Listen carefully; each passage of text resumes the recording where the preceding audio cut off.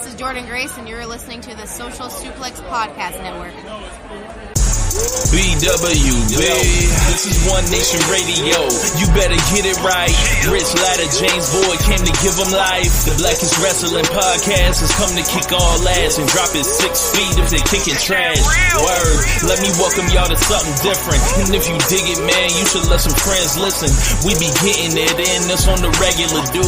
Ravish and flow, but this shit rude. See, James don't rap, so I had to break it down. The whole network, man, we coming for the crown. Raps in the columns, I keep them both covered. Making the beats too, so the listeners can bump it.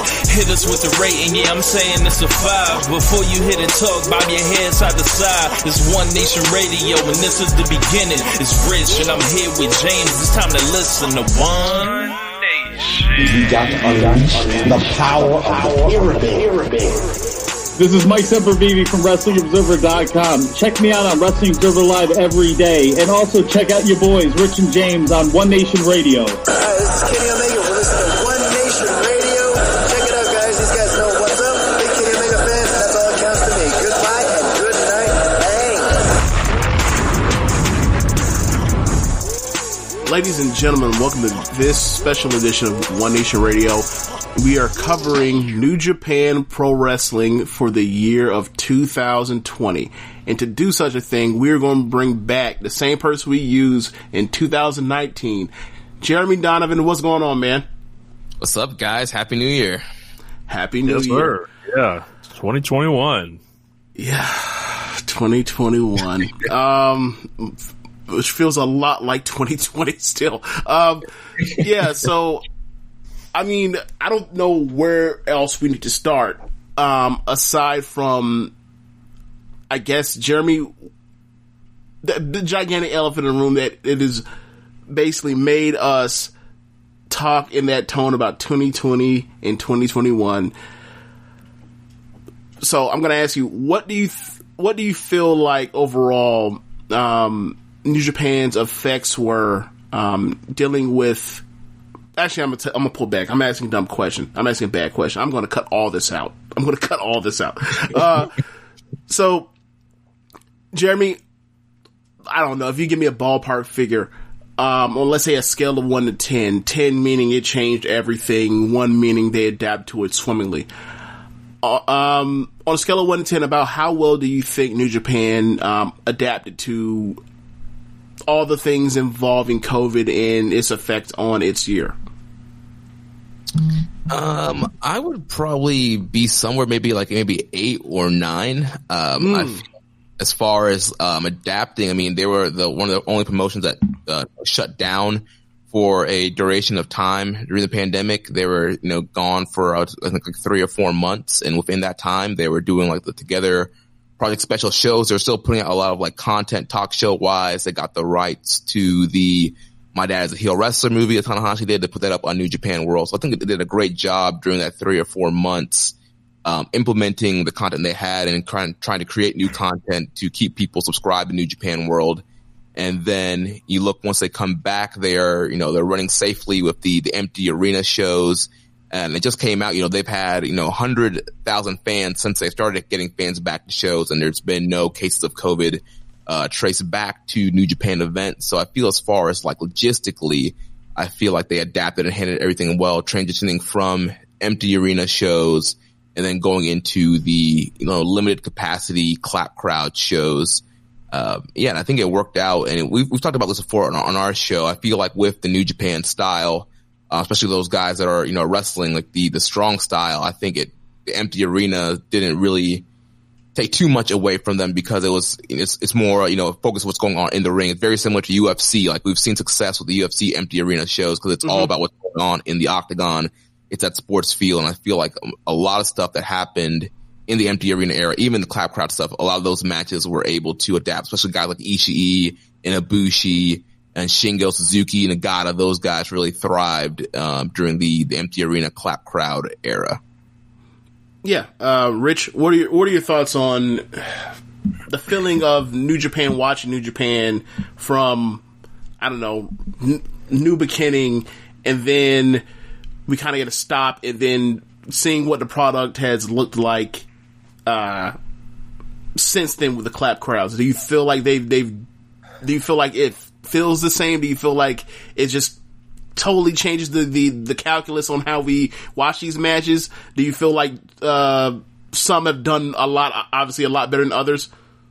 Yeah, so I feel like there's 3 distinct times in the year, and actually, as compared to the clap crowds, I kind of enjoy the empty arena rather than the clap crowd, because it's like almost like if there's no distraction at all, you can just zone in on the wrestlers, figure it out, and it's kind of its own like little enclosing thing. But just seeing the fans is like, it's like a tease, kind of like, shit, I know they want to go crazy. I can hear them clapping, but like it's something that just doesn't make it connect. And of course, the beginning of the year is like, the old world, as I'll say, which is, great or whatever. But, looking back, thinking about the New Japan Cup, I actually liked a lot of that stuff in comparison to the clap crowds. Yeah.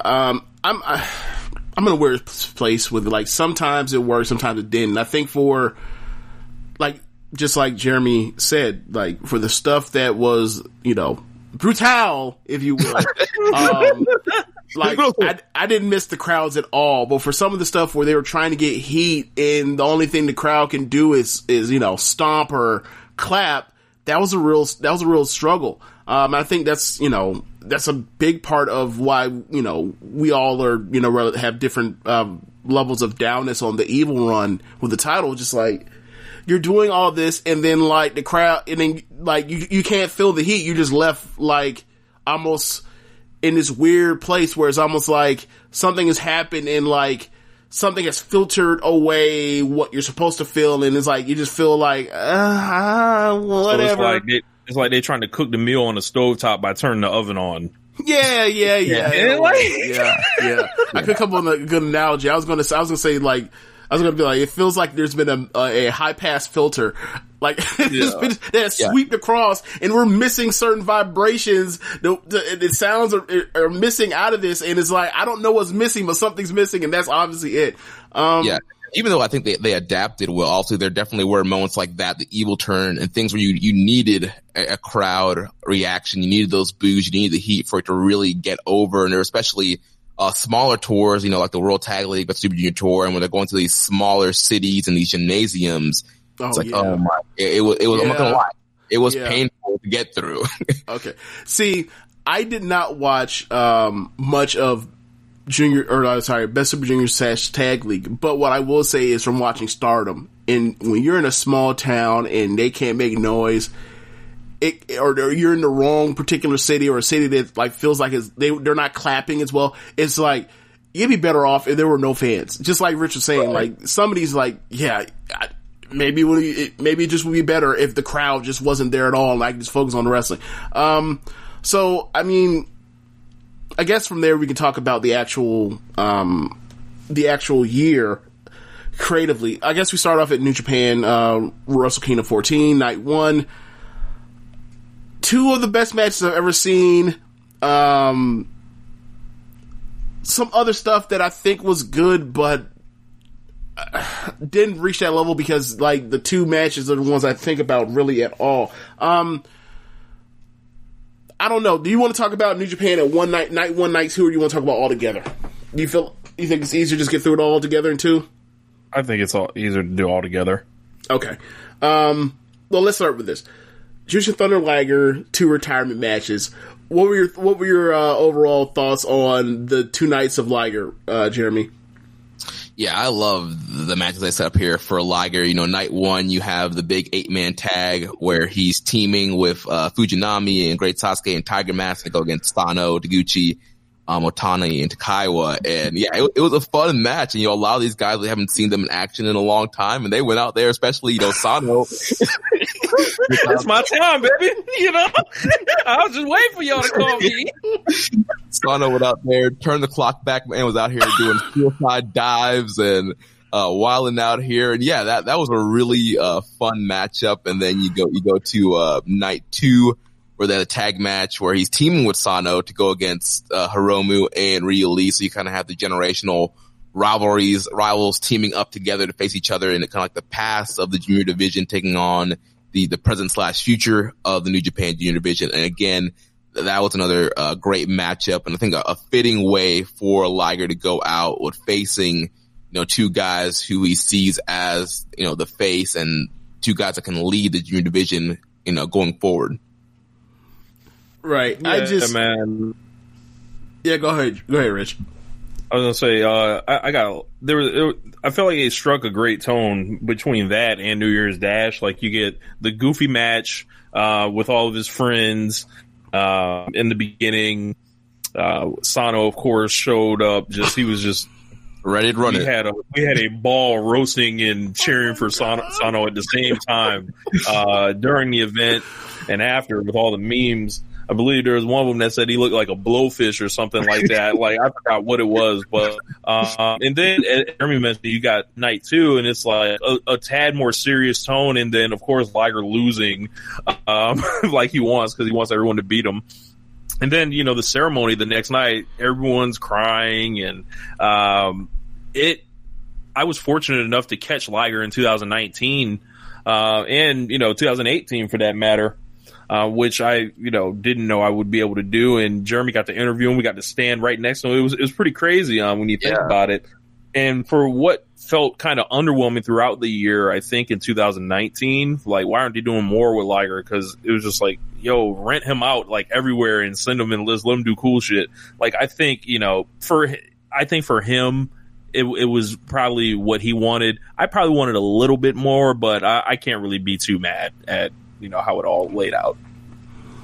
Yeah, that's probably one of the most fun matches of the year from an unintentional comedy standpoint. The old timer multiple person tag match with Liger and Sano and Sasuke. It's just, Sano almost blew. How many times did Sano almost blow out a joint? Was it like 2 or 3 times? Yeah, somewhere in that range. Yeah. Anyway, I guess we can take you on with the rest of the show.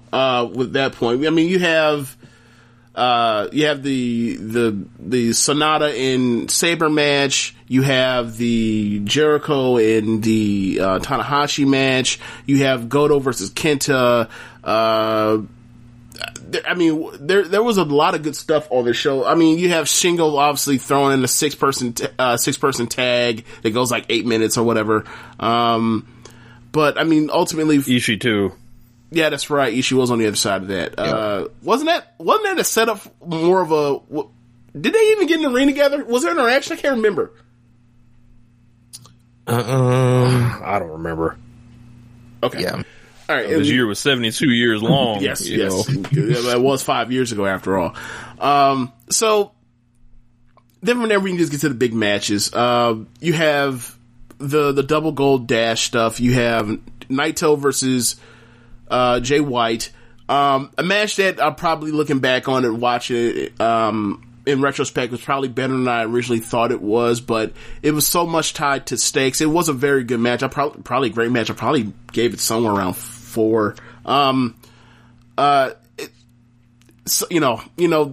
Jay White matches, the Naito stuff, it's a battle of who can waste more time in the beginning, but eventually they got in there and it was very good. But let's not kid ourselves. Night 1 was about 2 matches in particular. The return of Hiromu Takahashi in a singles match from breaking his neck, like, what was that?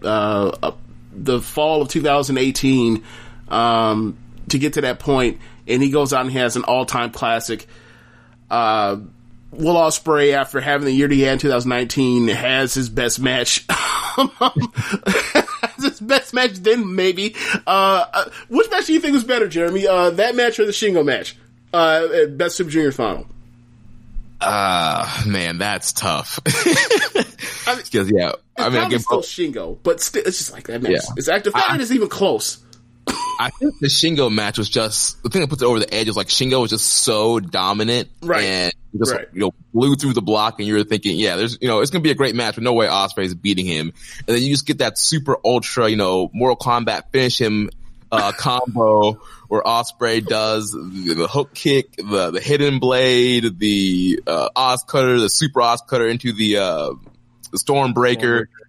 He had to, string together this ultimate combo and beat Shingo, and that was just like, I can't believe he did it. And that was just such a great moment. Right. I just, you think about it, it's like the Canadian Destroyer from, going back to the, Wrestle Kingdom, the Canadian Destroyer, the double Sasuke, sequence, the breaking out Time Bomb 2, it's just a great match.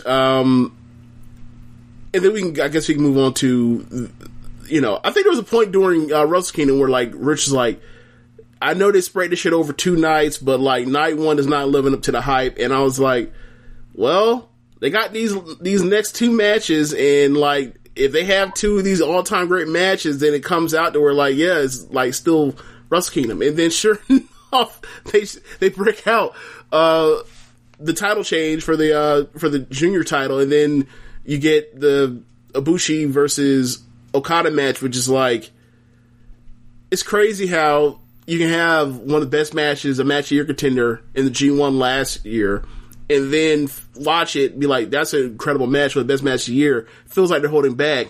And then sure enough, they get to the Tokyo Dome and that main event, and it's so much better than the first match. It was wild. Murder Ibushi is what I remember. Just the fact that he just destroyed this dude. Like, just pummeled him into the mat over and over and over. Cold eyes, dead eyes behind him. Looks like a murderer. What were your thoughts? What do you remember most about this match, Jeremy? Yeah, that's the thing I remember. Is definitely it being very hard hitting. Just like you, when we reviewed the G1 match, we were like, yeah, the G1 match was great, but clearly there's another level. It's like Dragon Ball Z. Like these guys are only at Super Saiyan 1 during the G1. And then Wrestle Kingdom, they went to the next level. They powered up, and yeah, it was just so much hard hitting, more intense. Like the great counters, the speed and intensity at which they were doing everything is just absolutely incredible. It's like, I know these guys are great, but damn, they just went out here and just like blew everything that was on this card out the water. Yeah, I thought we were gonna be akin to like an athletic showcase among these guys, like who's the just super blow away style, traditional main event style. And then what they did was kind of like as I mentioned, the template for Kota Ibushi's newer style. Like, it's just a brutal fight, like, and they just beat the fuck out of each other. It was slow to start, but then like it picked up at all the right points. And it's a shame that, as James said, all that, when they had that preview match and then they had that critically acclaimed match, like this match blew that one out the water. And then, like, in some circles, it's been forgotten. Yeah, I think a lot of stuff pre-COVID, even with it being 5 stars, I think a lot of the great stuff pre-COVID has gotten forgotten just because it's been such a long, crazy year. And, we're just remembering a lot of the empty arena stuff and what's been happening during the pandemic. I think a lot of matches are forgotten about. There's a lot of hidden gems, I call it, in the pre-COVID era. Yeah. It's definitely forgotten in comparison to the main event on night 2. Yeah. It's this weird thing where it's like, I watch, or me personally, I liked the Wrestle Kingdom match between Naito and Ibushi from Wrestle Kingdom 12. I like that more than most people. Like, you mean Naito and Okada? Yes, that's what I mean. I'm sorry. Yeah, Naito and Okada. Like, I think that match is like 4 or 4 3/4, nearly 5 stars. I think at the time I gave it 5 stars. People more or less feel like that's a 4.5 and feel like it's some type of disappointment. And I'm just like, I don't get it. And then I watch this match. I don't think it's appreciably better, aside from, I guess, the Naito wins. And people act like it's people's opinions, obviously, but like people treat it like it's like this vastly superior match. And I'm just like, I don't really get it. They're related to each other. It's to me, it's kind of weird. But what I will say is I do appreciate like that, like Naito and Okada went through and made sure that like the Naito stuff that he does where, like, you know, sometimes he'll forget to sell his leg, or whatever else. Like, they kept going back to it over and over and over to they finally get to the point to where he hits that Destino and he can't get there because, like, they have been working it over and over and over. And I appreciate those small little details when it finally came to that big near fall. But yeah, I mean, it's a great moment. I wish, you know, I guess we can get into it now. They go for the roll call. Kenta comes out fresh off losing the Never Belt. Fresh off losing the Never Belt, comes out, lays out Naito in front of 30,000 people, furious, and they've been waiting for, you know, 2 years to get to this moment, more than 2 years to get to this moment, and it's been stepped on, which sets up the New Beginnings match. I mean, there's New Year's Dash. What notable thing happened from New Year's Dash? I don't really remember aside from, you know, Tanahashi crying in you know, the goodbye ceremony for Liger. The only good evil, or one of the few good evil matches of the year.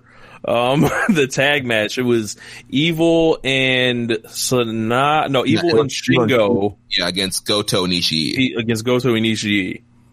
Incredible match. Yeah, that match was awesome and got 4.5 from Dave. It's 8.53 on Cage Match. We had it as a nominee as one of our tag matches of the year.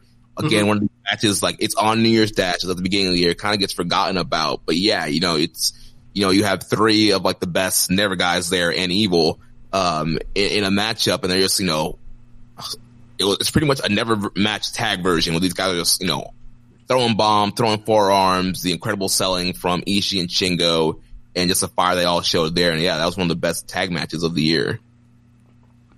It's weird because is that the catalyst that sets up the match with Shingo, or not Shingo, but with Ishii in, like, the beginning of February before, like, a couple weeks before New Beginning? I think that kicks off Shingo and Goto, if I'm not mistaken. Yeah, so Shingo challenges Goto, gets the Never title from Goto first in New Beginning in Sapporo, and then he faces Ishii at New Japan Road. No, I'm sorry, I'm saying this wrong. No, New Japan. Okay, so you have New Year's Dash. Mm-hmm. So obviously that gets Goto and Shingo, but isn't the B side of that also Ishii and Evil? Yeah, and those guys have a matchup at New Beginning also. That was what was okay. So I'm looking through my notes and I'm like, okay, I see this Ishii and Evil match that's 4.25 on January 1st. So I'm like, I could have sworn New Beginning was a couple weeks after that, but I guess that is New Beginnings. Okay. All right. Yeah, so New Beginning was February 1st. Okay, so that's when it was. Okay. Yeah, so you had a semi-main event of Ishii and Evil, and then the main event was Shingo defeating Goto for the Never title. Because that's night one, right? Yeah. Yeah. Okay, so leave it to my surprise when I type in the word Evil in my recommended matches, and I'm like, hold on, there's 3 matches here? How the hell did those get on here? Okay. Okay. All right, so... I told you there was only a few. Yeah. And then speaking of the few, since we're at New Beginning or whatever. Actually, let's move on to New Beginning. And by doing that, we'll talk about Jon Moxley, the IWGP US champion that people keep swearing is like has been smuggled into Japan. Yeah. Well, so before we talk about the actual New Beginning, do we want to talk about the USA tour? The show that we saw here in Tampa? I don't remember any of it except for, like, Kojima and Tanahashi being there and saying he wanted us another run. I remember Colt Cabana was there, Lance Archer was there, Shibata was watching in the back and we could see him. Yeah. And we were like, yeah, it's cool that he's out here. I wouldn't dare walk up to that man and ask for a motherfucking thing. Yeah.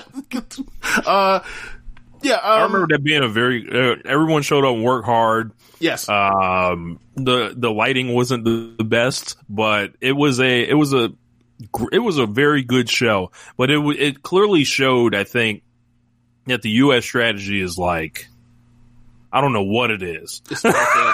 Yeah, and we've criticized the U.S. strategy and kind of what they've been doing because, essentially the plan initially I think was to do bigger shows in some of these markets, and then they kind of switch up the strategy and want to do all these like smaller house shows in their markets on their that map they pulled out. And this was kind of the Mid.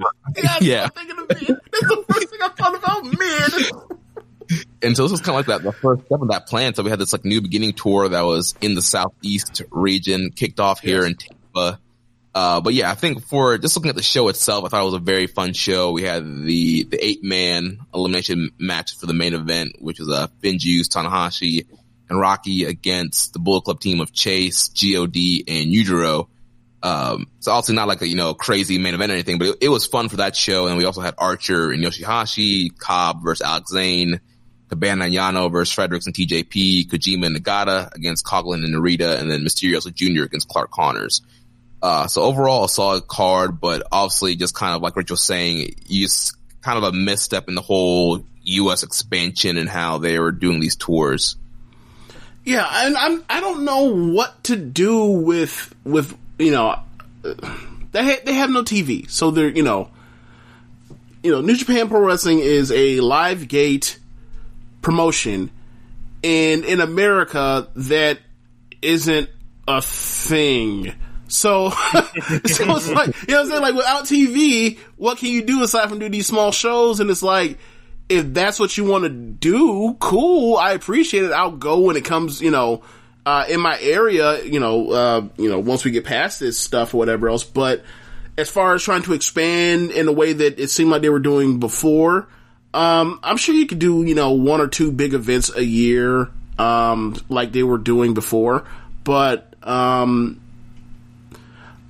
if the plan is, I don't, do you think they're out of the Western expansions, or do you think they're still in it? I feel like that's kind of not what, compared to like, let's say 2018. Do you feel like I feel like they've hand waved large aspects of it.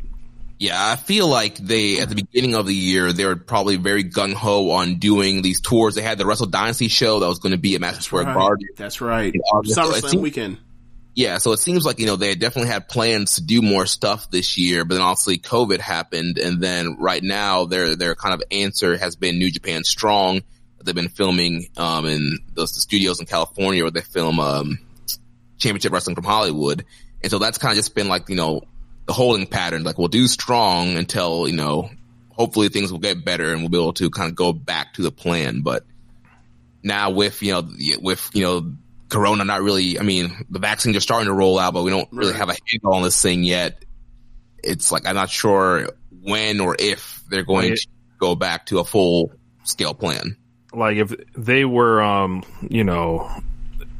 trying to run, like, do Wrestle Dynasty, like, now, like, say if they were trying to do it the first half of the year here or something like that, it would die. Like, no one would show up. Like, they're not going to get a fly-in crowd on that. And a lot of it's not their fault. Right. That's what I'm trying to separate, because, like, everybody had plans. All them plans went to shit because of this stupid fucking pandemic. So I'm trying to, we're all doing this. We're all trying to figure out, like, some of this stuff, how much of it was already in place, how much have things changed for everybody's year in wrestling. Like, I don't think you can do any of these shows. Like, we're going to do, 4 promotions for this review thing. And, you have to start off with every single thing.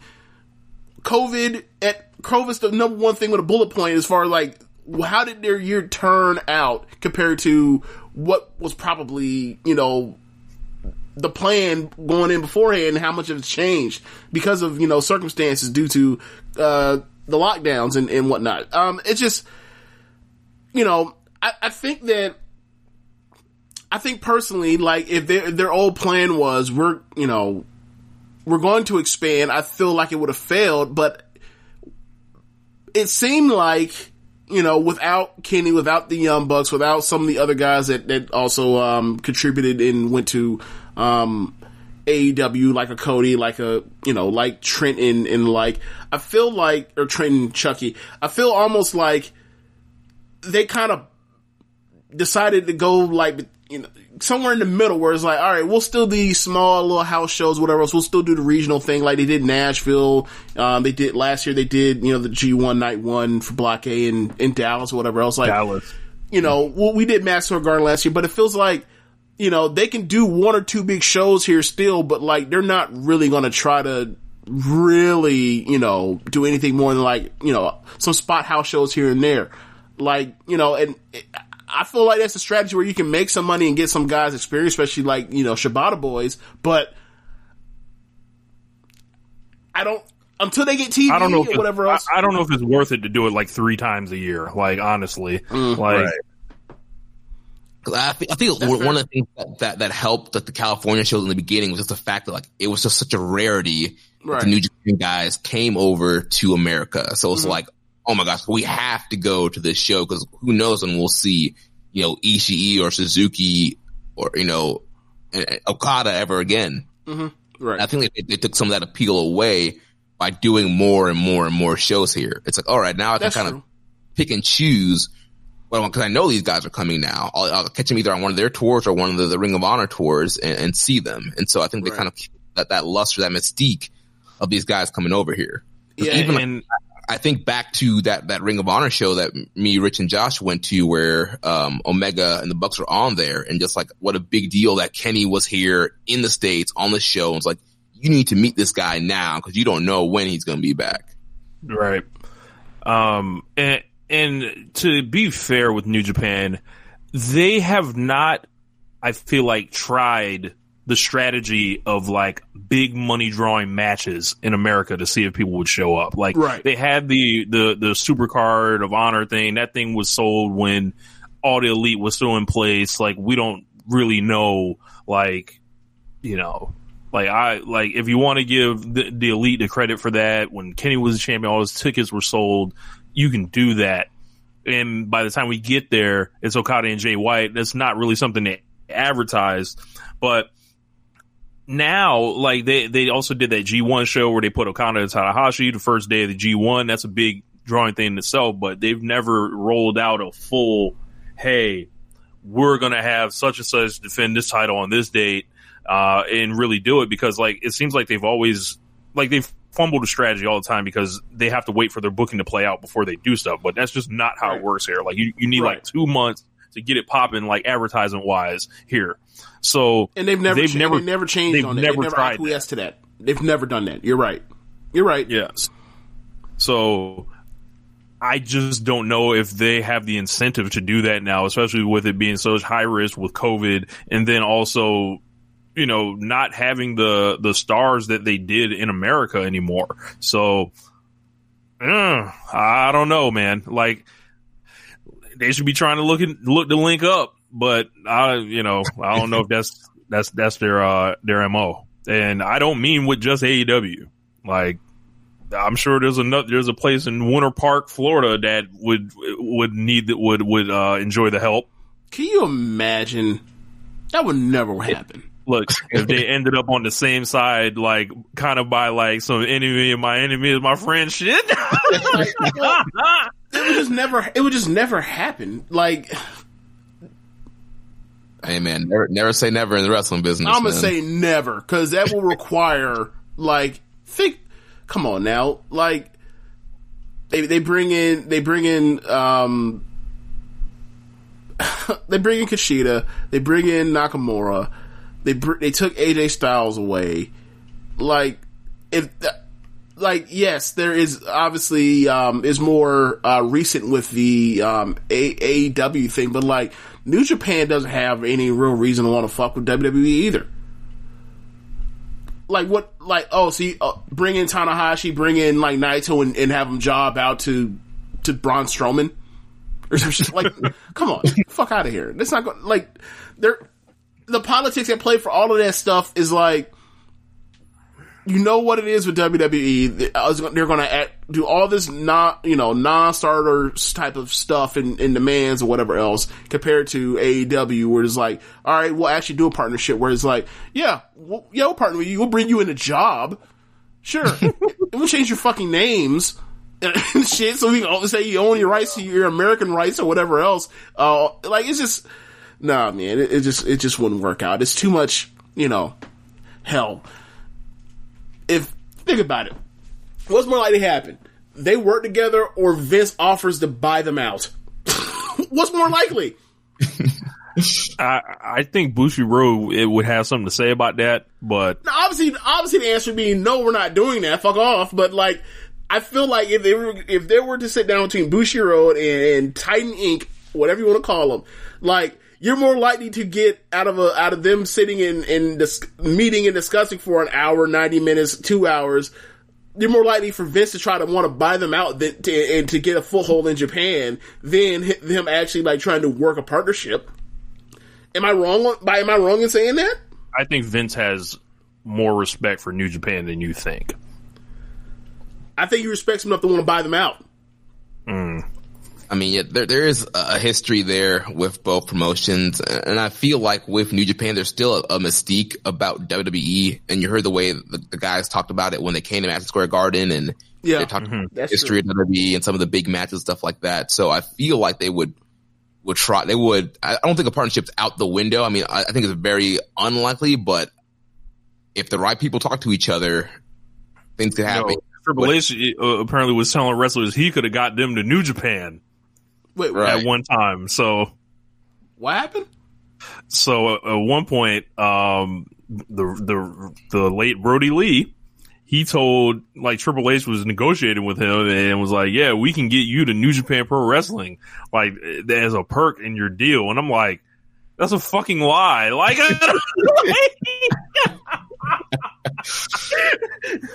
and apparently Brody Lee knew this also. So. Like, what was he gonna do? Like, go between and talk to Liger about it? Like, what? Yeah. I don't know, man. Not happening. Yeah, so that wasn't gonna happen. But back to the topics. Yeah, I guess like from there, like it's like the shutdown, like, and they shut down for months and months and months. Well, hold on. Actually, I was going to get to transition to New Beginning. Yeah, by doing, I was going to talk about like the IWGP U.S. title reign with Moxley comes back. They have the Texas Death Match. That was called the Texas Death Match. Yeah. Texas Death Match. Very good ass match between Archer and Moxley. The next night with Juice, didn't recreate the magic of Moxley's first match in New Japan, but it was okay match. But that night does set up the first interaction between Suzuki and Moxley, which then leads us to New Beginnings and their match and their one match rivalry, which is like, I love that match. It's one of my favorite matches of the year. You also have the tag match that happened on Sapporo Night 1, where it's Suzuki and Taichi against Moxley and Okada. Okay, I totally forgot about that. What was they brought to the back, right? They brought to the back when they were using the guardrails to joust each other, right? Yeah. Okay, so I do remember that. Yeah, these guys are freaking out of their minds. Yeah, so that sets that up. They end up wrestling it was a week apart, nights 1 and 2, right? Well, so you had so Sapporo Night 1 was February 1st, and then you move on to Night 2, which was February 2nd. So it was back to back. Yeah. They went to Osaka. Yeah, so the Moxley match was on the Osaka card. Right. Yeah, so those two, they just beat each other up and make these faces and sell and no sell, and it's a who's the meaner, nastier bastard, and it's a typical Suzuki match where he's just like, he's no sells and it's awesome, and then he starts selling and it's awesome, and then they go back and forth. I just love Suzuki's matches. He has the best facials in all pro wrestling, maybe ever, that I've ever seen. My favorite moment is when they're towards the end, and you can tell like they're getting up towards the end, and they're about to start up again, and Suzuki says to him, "Come on, boy!" I fucking out. Moxley ends up beating him. And Suzuki's laid out, and he has a big smile on his face. It's like, this ain't over. And when I get him a hold on it, like, I like him, and when I get a hold on him, I can't wait to beat him up again. I love Suzuki. Spoiler, that's on my list. It's on my list too. It's absolutely on my list. I love Suzuki mocking like Moxley's little like, yes. I forgot about that. Yes. Like, I am crazy too. I can do that too. Yeah. You think you're crazy? All right. Yes. Also, isn't The main event of that card is Naito. Also on that. Well, Naito also before that, Dragon Lee and Hiromu Takahashi opened the match like Junior, Sasuke, and Kobashi chopping each other for minutes upon minutes upon minutes at a time. Also on my list, spoiler alert. But added another great match to a legendary rivalry. Yeah, that was just wild. Like, they just kept chopping each other over and over and over and over and over. And it was such a departure from what their usual match is, where they're just trying to just a mile a minute, dives everywhere, dangerous throws, whatever else, hitting each other with big stuff. It was a huge departure, and we end up. And I like to change the pace. Like, it keeps it's a nice chapter to the book of their rivalry, their all-time rivalry. But yeah, then I guess we can get to the evil in the Naito. The Kenta and the Naito. Jeremy, what do you think of this match? Do you feel like, do you find overrated, underrated, properly rated? I think it depends on who you ask. I mean, that's why I'm asking you. So I had the match. I rated the match 3.5. Dave gave it 4. It's 7.3 on Cage Match right now. It has a 3.9 average on Grapple. The problem is, like, 3.5. Normally that equals very good. Right, it is. Here, it's a 35-minute IWGP double title match. There we go.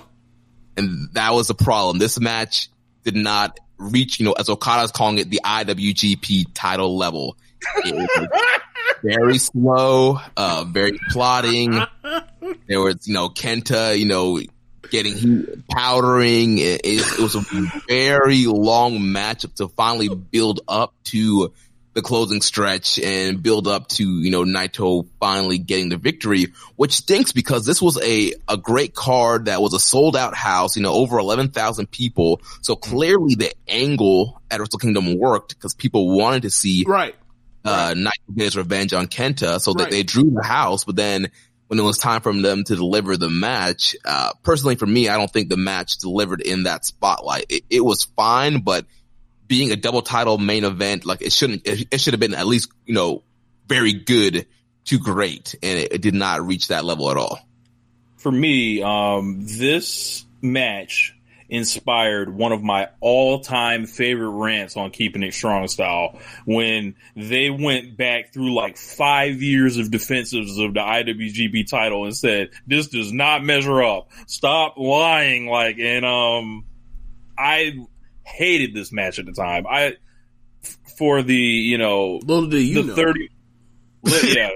was going to get worse. Oh no! It was a foreshadowing of things to come. And as Okada said, it wasn't the IWGP level, and a big part of my problems this year with the promotion has been that. I feel like the IWGP level has been on suspension. Yeah, and I think too, and we'll probably get into this more. We talk about Naito's title matches. I think Naito in his peak and his popularity and in-ring ability, I think, came from him being, this ungovernable heel. I think that's what really got him over. And now, he's a babyface champ, he's an underdog babyface, so that requires him to do a lot more selling. And it's the John Cena, Hulk Hogan formula of him just getting beaten down until he finally makes his fiery comeback. And I think, this whole babyface run, a lot of his big title matches don't get saved until the very end, where you have the closing comeback streak. Like you had here, he gets busted open and he's reversing the GTS into the Poison Rana. And then you finally look at this kind of big, like, closing last 5 minutes. But it's like, what were we doing the last 30 minutes? Like, yeah, I now that you mention it, that is a good point of, like, the dynamic change in Naito as far as his matches now, where it used to feel like, you get one great guy in the ring with Naito and they're going to go toe to toe, and I think that's still there. Obviously, you look at the Tanahashi match first or night 2 of the G1, but there's a change in that. In these title matches anyway, there was so much of a build on him versus these cheating bastards that cheat and cheat some more, that it was like, well, the reason why we love this guy is he's a badass that comes out here, has badass matches, and puts himself in peril at times to get matches over, with, you know, his contemporaries. Now he's in there with someone that's a contemporary like Kenta, and it is very traditional babyface heel dynamic, which is like, it wasn't really there with the stuff that I had known out of Naito, 3 years ago, per se. And, you know, I think some of that also comes with, you know, we've talked about it for a couple years now with him, is like his body is changing probably because of the punishment he's taken. Which, you know, we'll talk about it come Monday, or hopefully we won't have to talk about it come Monday when one of these idiots die. But but yeah, I think that's a part of it, is, you know, it's because he is the top draw, he is the top babyface. They're almost turned him into the babyface that they always kind of wanted him to be, but that's not what got him over after they made him Tanahashi Jr. at first and he got rejected. Like, it's almost like he still looks like the Rebel Naito while being the babyface, and it's like there's a disconnect almost. And I think if these matches were just flat out better, maybe I wouldn't feel that way, but it's just something to think about, I guess. So then we basically get COVID. We all go to COVID jail. I'm sorry. There's a Tiger Tori, send-off show. There's a Nakanishi send-off show. New Japan Road. Yeah, then there's 3 New Japan Road shows. You want to talk about them? Yeah, so night 1. Oh yeah, the Never match. Sorry, go ahead. Yeah, so night 1 had a very good semi-main and main event. So there was Roppongi 3K defending against the Mega Coaches, Rocky Romero and Taguchi, junior tag titles. That was a very fun matchup. And then the main event was just absolutely awesome. Shingo versus Tomohiro Ishii for the Never title. I went 4.75 on that. Dave went 4.5. It's an absolute incredible war. The first defense of Shingo in the Never division. And yeah, this is what we wanted from New Japan this year. The Never division gave it to us all year long. This was just the start of it. These guys just going back and forth, throwing bombs, and Shingo getting the win there. And then let's see what was on New Japan Road night 2 for anything. So there we had a tag title change. That's actually when Golden Ace, they defeat the Girls of Destiny to win the tag team titles. You also have LIJ defending the Never 6-man titles against Cabana, Taguchi, and Yano in a pretty entertaining matchup there. So yeah, we got the beginning of, Golden Ace, and we had Dangerous Tekkers attacking them after that, which would eventually set up their year-long rivalry. And then on the last night, it was the main event of Okada and Ospreay against Bushi and Naito. But there was no title matches or anything else big, I think, happened on that last night. I think that Ishii match, and the post match, kind of summed up in a way why I've loved Tomohiro Ishii so much. And that's a perfect example of what you can show somebody. What happened? I missed. I'm looking through my notes. I didn't watch this. I missed this. So after he loses, he still thinks the match is going on, and then they want to help him out, but then he walks out of the arena under his own power, after going through that fucking war, and it was just inspirational in a way. It was damn, they ain't never gonna respect this dude, but it don't matter. But I respect him. Fuck that. He keeps swinging at Shingo after the bell after he already loses, and the rest are trying to pull him off. It's over, man. It's over. He lost, man. They don't love him. They never will. So, it's in the air after we get past that point where it's okay, we're headed towards the anniversary show. There's a huge interest in Hiromu versus Naito. And no, not happening. Anniversary show, not a thing. And we basically go on hiatus and go away until we get to, was it either early July or late June? It was June 15th. They came back with the Together Project special show. That's right. First kind of show that kicked off, which it was a bunch of, for the most part, multi-planet matches that were setting up, previewing the New Japan Cup. You had Despi and Kanemaru against Ishii and Yumura. You had Gedo, Jado, Ishimori, and Yujiro against Goto, Yano, Yoshihashi, and Honma. Taguchi, Kojima, and Tenzan against Bushi, Evil, and Sonata. Tanahashi, Ibushi, Makabe, and Nagata against Doki, Suzuki, Taichi, and Sabre. And the main event was Hiromu, Shingo, and Naito against Okada, Sho, and Yo. Yeah, and the thing that I remember about that show is, like, they start off and they have Tanahashi there, and he's there crying, and it's like, all this man has done for the first half of this year mostly is cry. Like, yeah, so, I mean, then, the very next show after that starts up New Japan Cup, and, New Japan Cup, it had a lot of very good moments. It was still an adjustment to get used to the small arena and just nothing there aside from the wrestlers, the ring, the referee, and just space to just hear slaps and chops vibrate off of the building. Yeah, I mean, we can go through some of the stuff. Like, we can talk about the beginning of the run for Evil. Evil cheats in every single match. Which is, he's evil. He's already done that, but it got to the point where, he cheats against his own tag partner Sonata, and stomps his ball, low blows him, runs him into the unexposed or to the exposed turnbuckles, and it beats him on the way. Which I thought like I thought Sonata was going to win New Japan Cup, to be honest with you. Beats him in that was a semifinal, correct? Yeah, that was the last match to get to Okada. Right. Then, Bullet Club helps out Evil against Okada.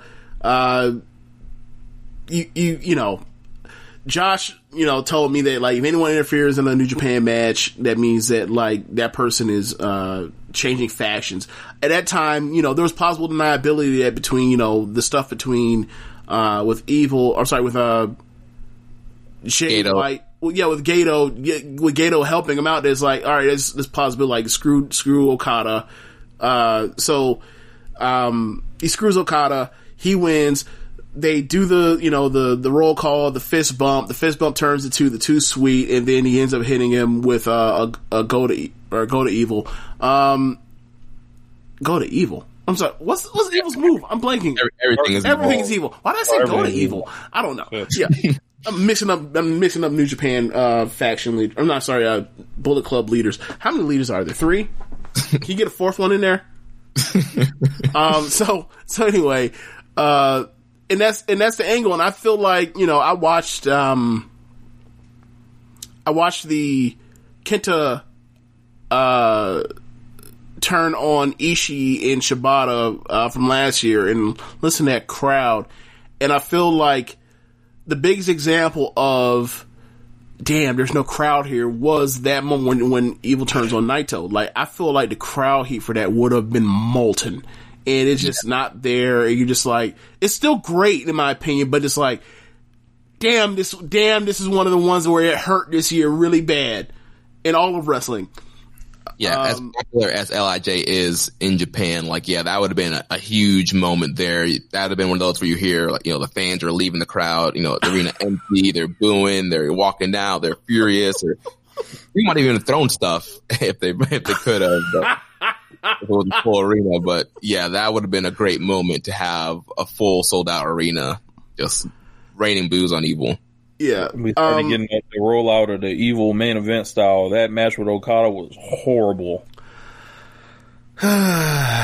Yeah, I'm a backtrack because I just wanted to go through the main plot line for New Japan Cup. But I mean, there's some great stuff in there. There's Shingo versus Sho, the second match. There is, or the first match of 2020 between them. There is the run of Hiromu all the way to the semifinals, where he ultimately loses out to Okada. That had a great match with him and Ishii, which adds on to the Ishii 2020 run. It was a good tournament overall. It wasn't on Nagata in the lower left. Yeah, Nagata and Suzuki. Right. The battle of 1,000 slaps. That's John Smith match that he loves. Oh, who doesn't love that match? That match is incredible. He really loves that match. Ishii and Desperado also. Yes. Match. Yes. That was also a great match. Worked over Ishii's I was leg. really into the left crazy. side of the bracket. Like that bottom one, like where Evil came through, like I just stayed clear of that one, and yeah. He had another good Ibushi Sabre match, same night as the Shingo Sho match. Yeah, I mean, people had their issues with Okada's run to the final, aside from the Hiromu match, which I don't know if that's it may be fair. I don't know. I remember like watching the Hiromu match and being like, well, he gave you one of the best matches in that tournament. Like, well, I mean, I get it. Like, it's similar to the G1, where it's like, I get it. He's also having like one of the best matches in tournament as well. It's a weird thing this year with Okada. Like, I don't know. Go into that. I don't know. That's a huge part of the year. Like, yeah, it is. How Okada started the year, where he's always been, what his position is historically, and then like, what the fuck was this? Like, he has like this horrible year. It seems like in kayfabe he has this horrible year, and then out of kayfabe, I don't know if it's a lot of people judging him, like they have been waiting to give him this, this talking to, and essentially like what do you make of all this? You asking me or you asking Jeremy? You. I think it's fair. Like, he had a down year compared to his typical standard of like, he's a wrestler of the year contender every single year, in and out, right? It's like, we talked about like 2019, LeBron season. Like, yes, he got injured or whatever. It was like, we put it to the side. Like, when he came back, he was not the same guy that we were used to seeing. Like, it was almost like,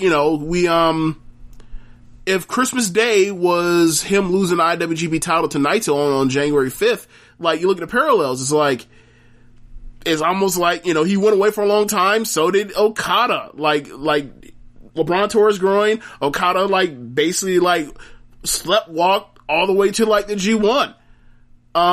It's this, the King of Pro Wrestling thing. It was just like, I mean, that's his own thing or whatever else, and in theory, it could work, but we don't think that they're going to, like, really put much focus on it in a way, so it's a weird thing. Like, at least, 2000, the G1 in 2000,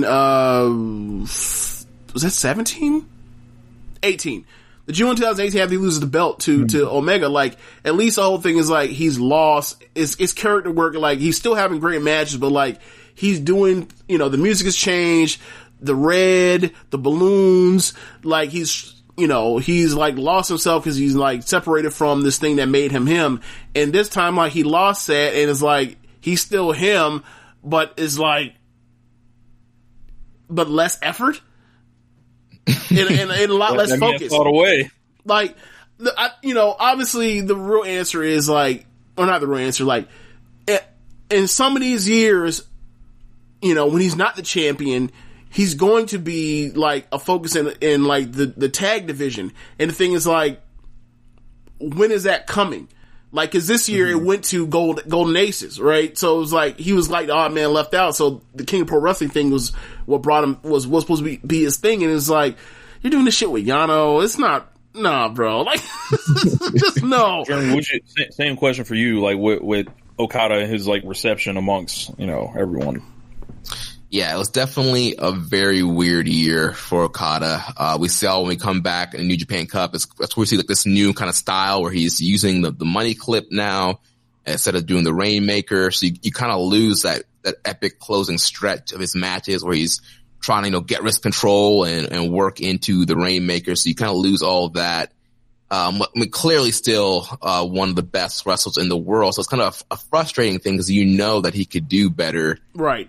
But he's just kind of wrestling at a certain level. And I don't know if that's because without a crowd, he just doesn't feel that same adrenaline and kind of drive to go to that next level, or it's just he was just doing some, storytelling that we're kind of missing.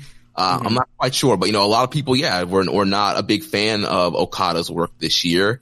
And, these are one of those years where it's like, it's questionable whether he should even be considered a nominee for Wrestler of the Year, right? Because as a whole, his whole year wasn't that great. But then he had the highlights also at the beginning of the year and some of his bigger matches in these tournaments, like against Hiromu or Shingo in the G1 or some of these other, G1 matches he had.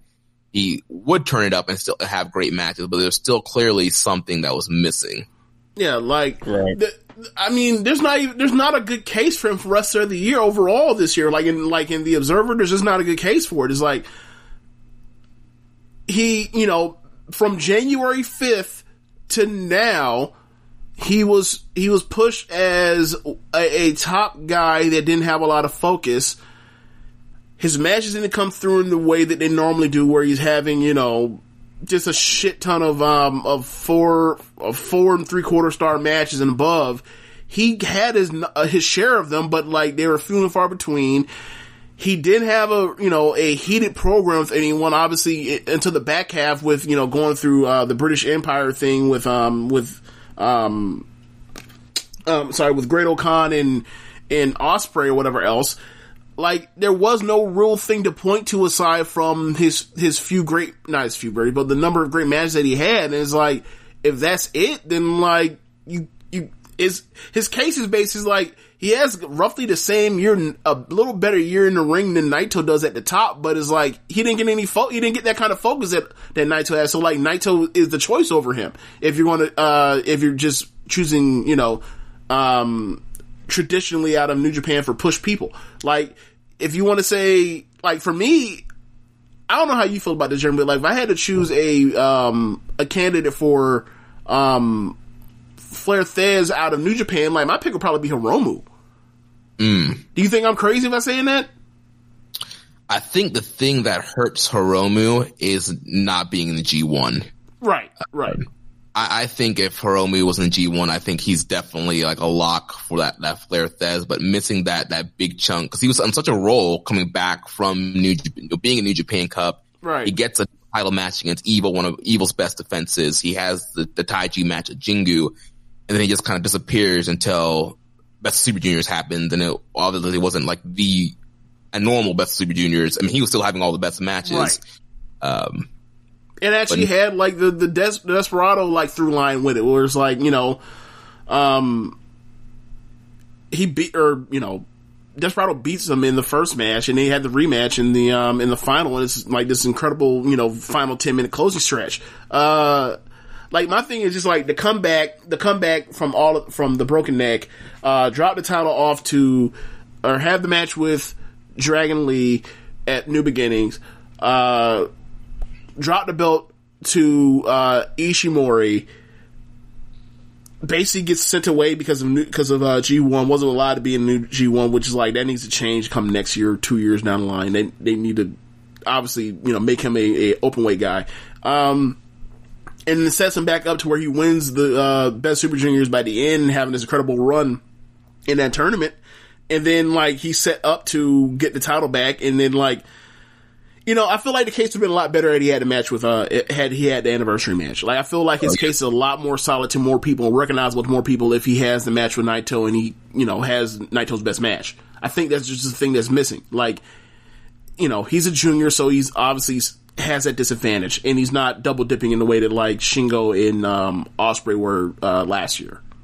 Right. Okada is coming off 8 consecutive years of super main event status, right? Essentially, right? He's 33 years old. You got to wonder what's pushing this guy at this point. To like an 8-year run at that, and he's a GOAT contender, like a real one, like a first ballot Wrestling Observer Hall of Famer. Yeah. The second he goes on, and I always felt like, I feel like I said this on the show before, the person that's left there to really push him, like, is Will Ospreay, and it's amazing that he's actually getting this match with Ospreay now. So while he, I think, took a reduced role this year, I didn't like the Yujiro stuff. I didn't like him just kind of, deciding not to do his finisher for whatever reason. But he's still in the position, like, he's fucking Okada. Like, he's still in a position to, like, run this company still for however long he wants. At any moment he can turn it on, and he's back to being the Rainmaker again. Yeah, and I think that's the thing that's so worrying when you take a step back, looking at New Japan's 2020, is that it wasn't that there were any gigantic problems. Where it's like, oh my God, like, like there aren't any like gigantic foundational problems that can't be fixed with some work. Is that like, there are just a number of small things, and then you look back at it and it's like, like the Naito Kenta stuff, the no John Moxley, the evil, push, Sonata being a part of, the elevation to the top, but not actually breaking through yet anyway. Ibushi, winning the G1 for a second time, but then, being made to lose the belt again. Like, all these things are small little things, but it's like, it's a larger number of these small little things than before. And it's like, there used to be very little of this kind of stuff. And it's kind of like, concerning in that way.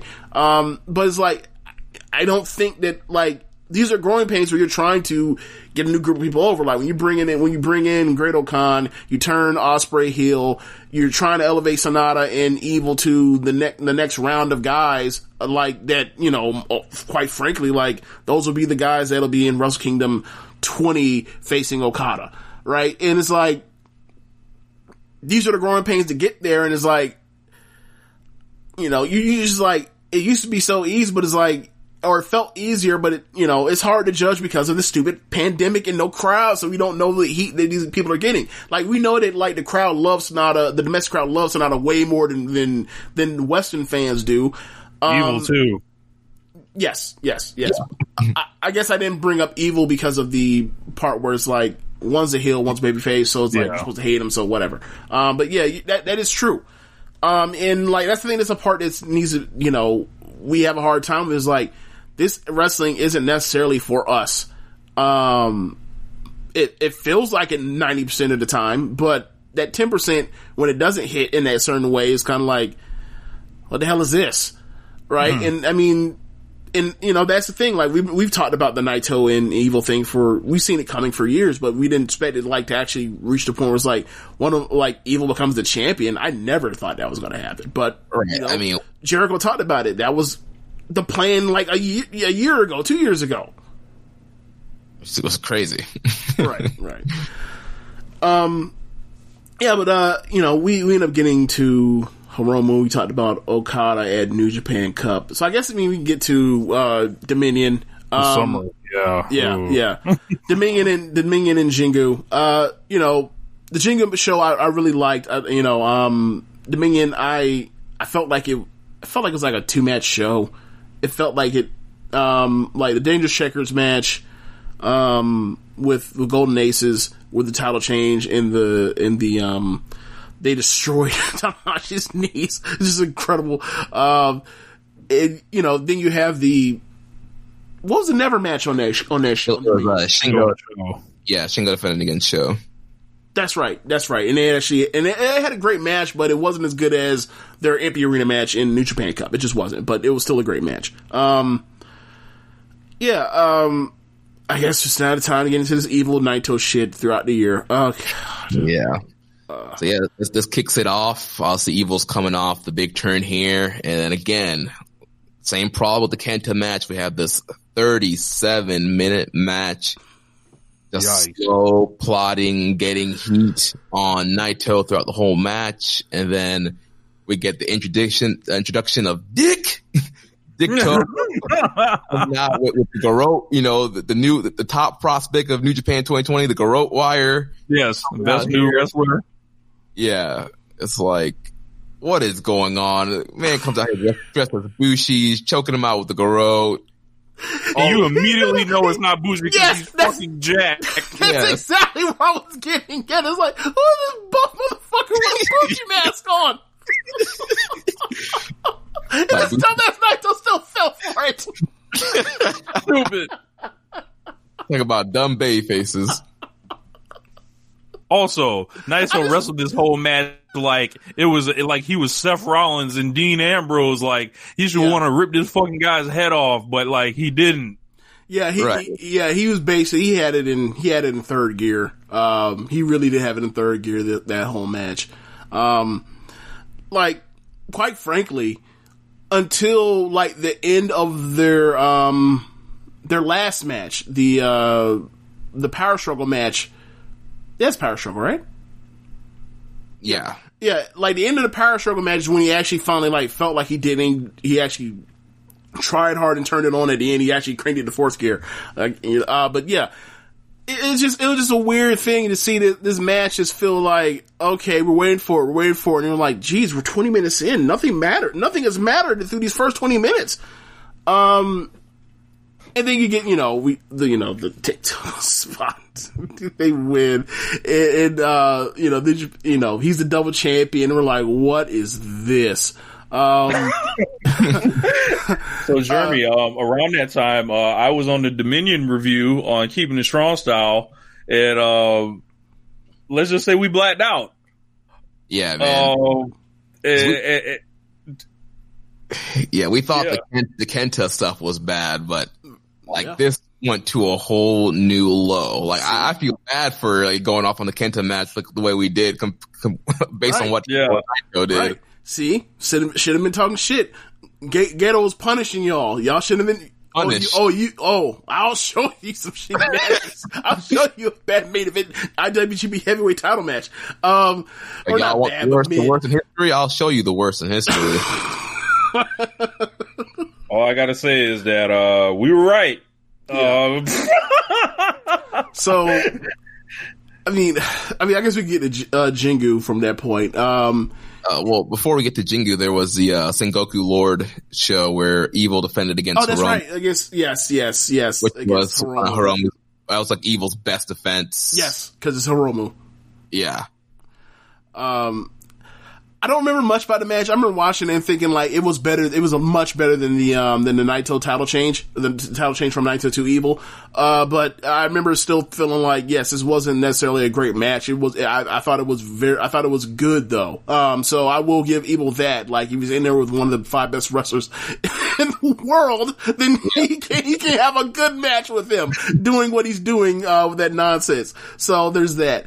What else is on Sengoku Lord? You had Shingo defending against Desperado. Never title match was another great Shingo defense there. Okay. You had Okada and Yujiro. I believe this was their first singles match, I think. So you had that awesome rivalry starting. So yeah, those were the 3 main matches of that night. Is there any chance that we would have gotten that we would have gotten the Ospreay stuff earlier if not for the COVID ban? Or do you think like it happened when it was going to happen on the final night of the A block, regardless? I think the G1's there regardless because it's like they're going to sell this G1 a certain way, either way. If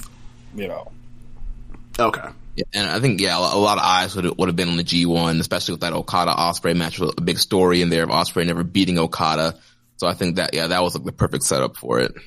Okay, that's fair. Yeah, I mean, it's just because it's like, you really had this dude like be the champion for 8 months, and then like and he leaves off, and like was supposed to bridge him from that moment to the G1, really, or sorry, not from that, from New Japan Cup to the G1 is Yujiro Takahashi. This is weird. Like, I know they do stuff like this, but it just felt like no. You couldn't get there's not a bigger hill you can get up the card. Like, you couldn't do Taichi. Well, they did Taichi last year, so you can't do it again.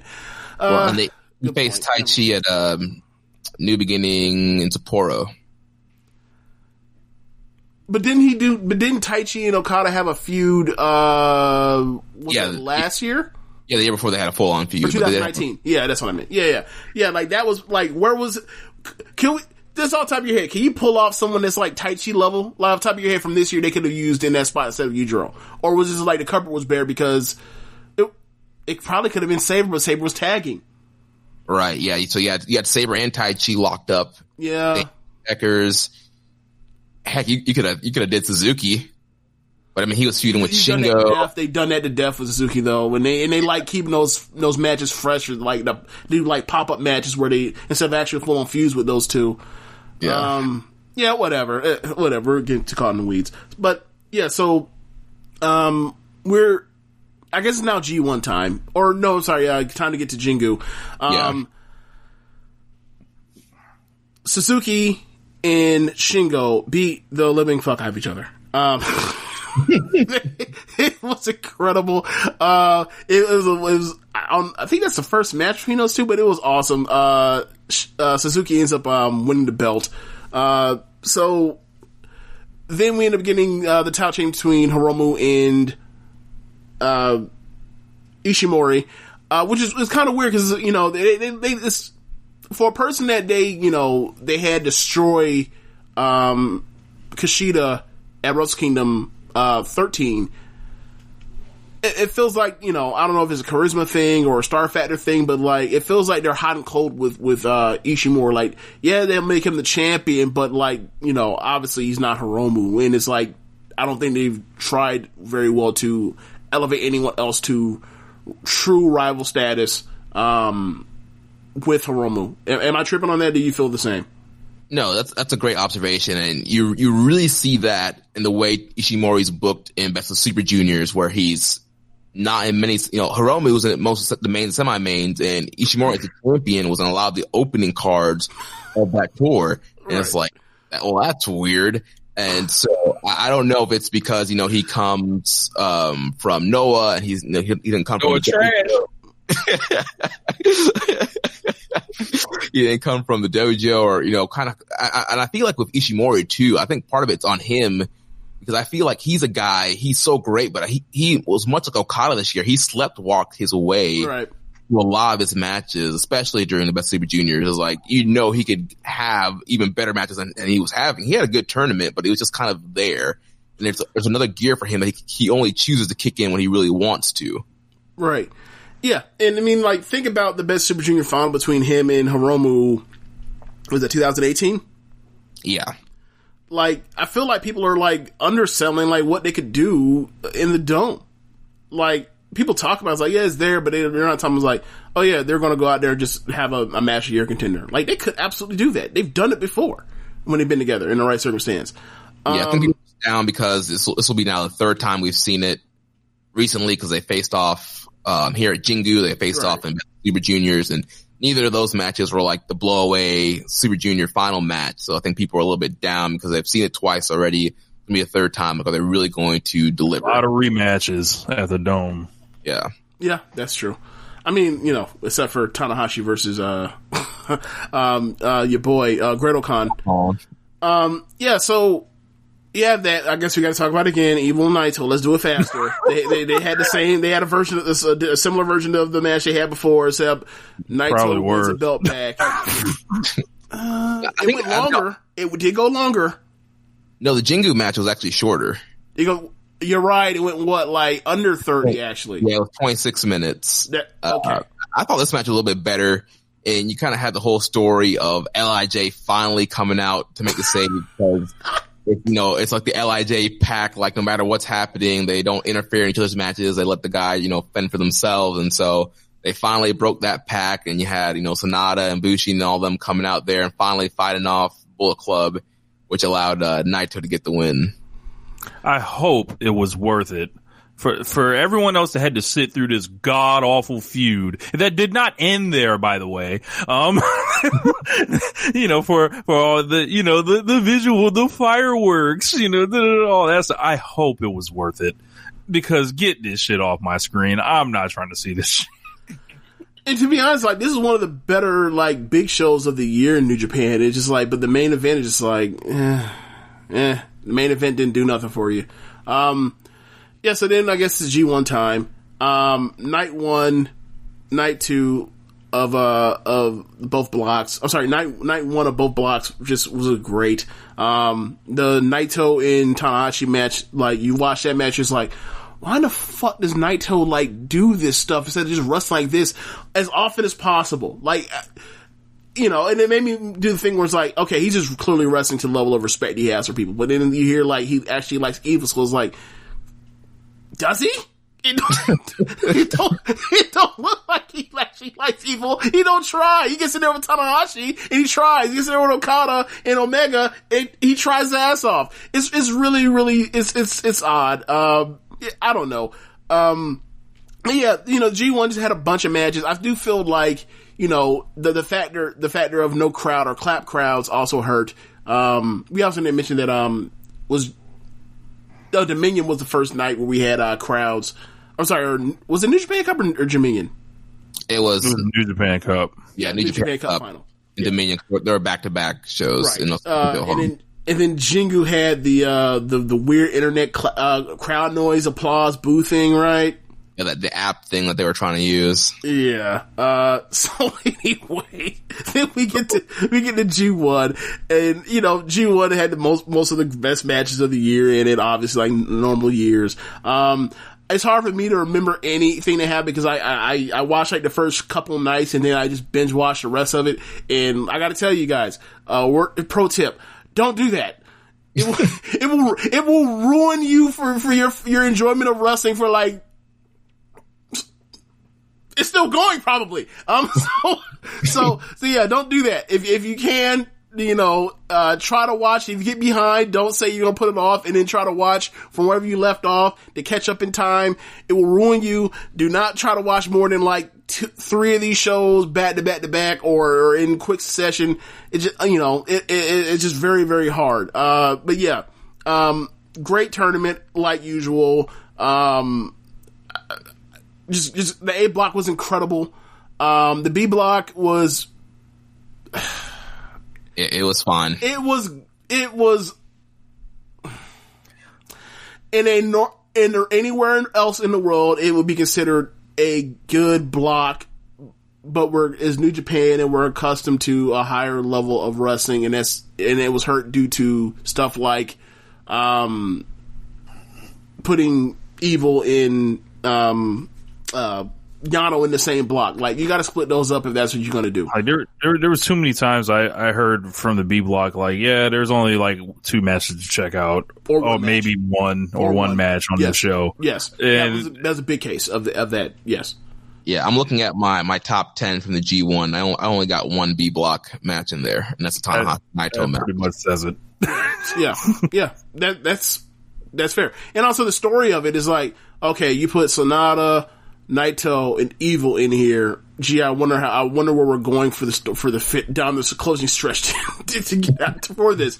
They did do Naito versus Kenta on the final line of B block. Kenta closed the door on Naito, which set up where Evil was ahead on points. Only person that could beat him is Sonata. They have that match. It's not really better than any of the Naito stuff. It's just like the same, except it's in, but Sonata ends up winning. He goes to the block, and he goes in there against Ibushi. The A block, I mean, we can talk about the A block, but it'll just be gushing. Do we want to do that? We want to say some nice things? Cause I mean, I got plenty of nice things to say about the A block. I loved it. I loved every single match, or virtually every single match that in that thing that didn't involve Yujiro. Yeah, the A block was the G1, man. Like, yeah, A block was absolutely incredible. Yes. Like, Ishii was incredible. Shingo was incredible. Ospreay was incredible. Okada, at his peak was incredible. Suzuki was incredible. Taichi was so good in the A block. He was on his best behavior. Like, this is the Taichi we need to see we saw that for this pretty much majority of the years what we got good Taichi this year. Like, I never want to see bad Taichi again. I don't want to like, no. So, aside from Yujiro, there was really no notes on as far as from a negative standpoint on the A block. Ibushi ends up happening. Oh, also, I want to give a shout out to Jay White. This might be a bit unfair because when I was in bench mode, I probably skipped through cutting through the times when the bell rings to when he actually started to actually really wrestle. I probably cut off like a half hour worth of match time out of his matches. But, I did enjoy his matches a lot more than previous G1s. Whether it was, especially 2 years ago. So, this one, I was comparing like Jay White to Sonata kind of, right? And it seems like, and I remember on the New Beginning, they had that match that was like right in the mid card. Everyone on Twitter was just like ripping it to shreds and everything. I was like, oh, it was fine.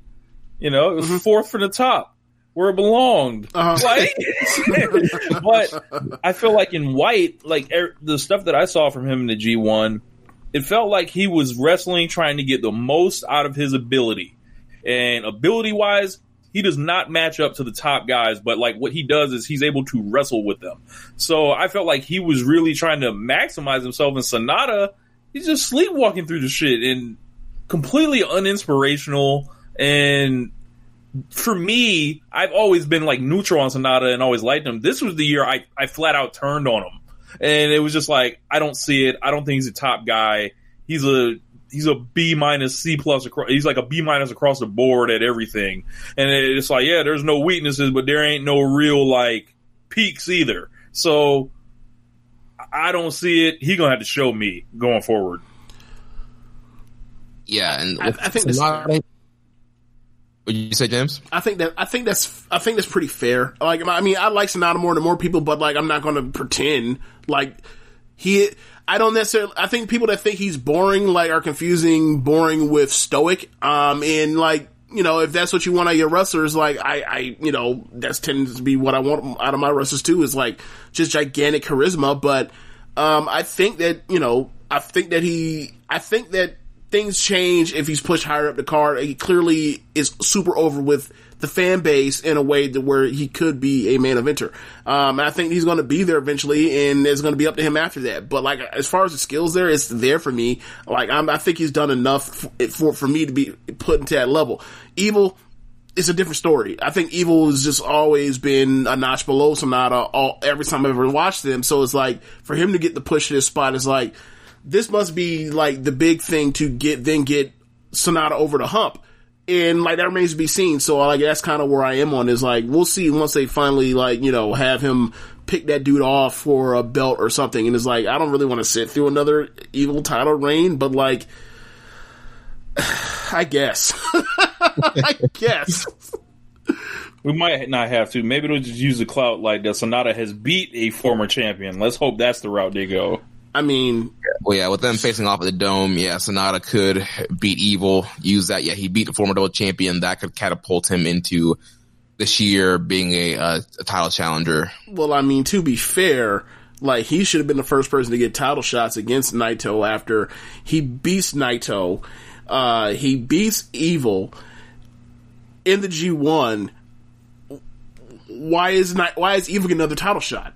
Like, I mean, I get it, because Evil beat Naito or whatever else, but it's like, in the G1, but it's like, hey man, like, what do we have here? Like, I beat the two dudes in your title picture that has been going through the summer. I deserve a title shot. Oh no, you telling me to go fuck myself and then go fight Evil again at New Japan, in Wrestle Kingdom? Okay, alright, well, All right, well, you know, Ibushi did beat me. Ibushi lost the briefcase. Why am I not a double dash?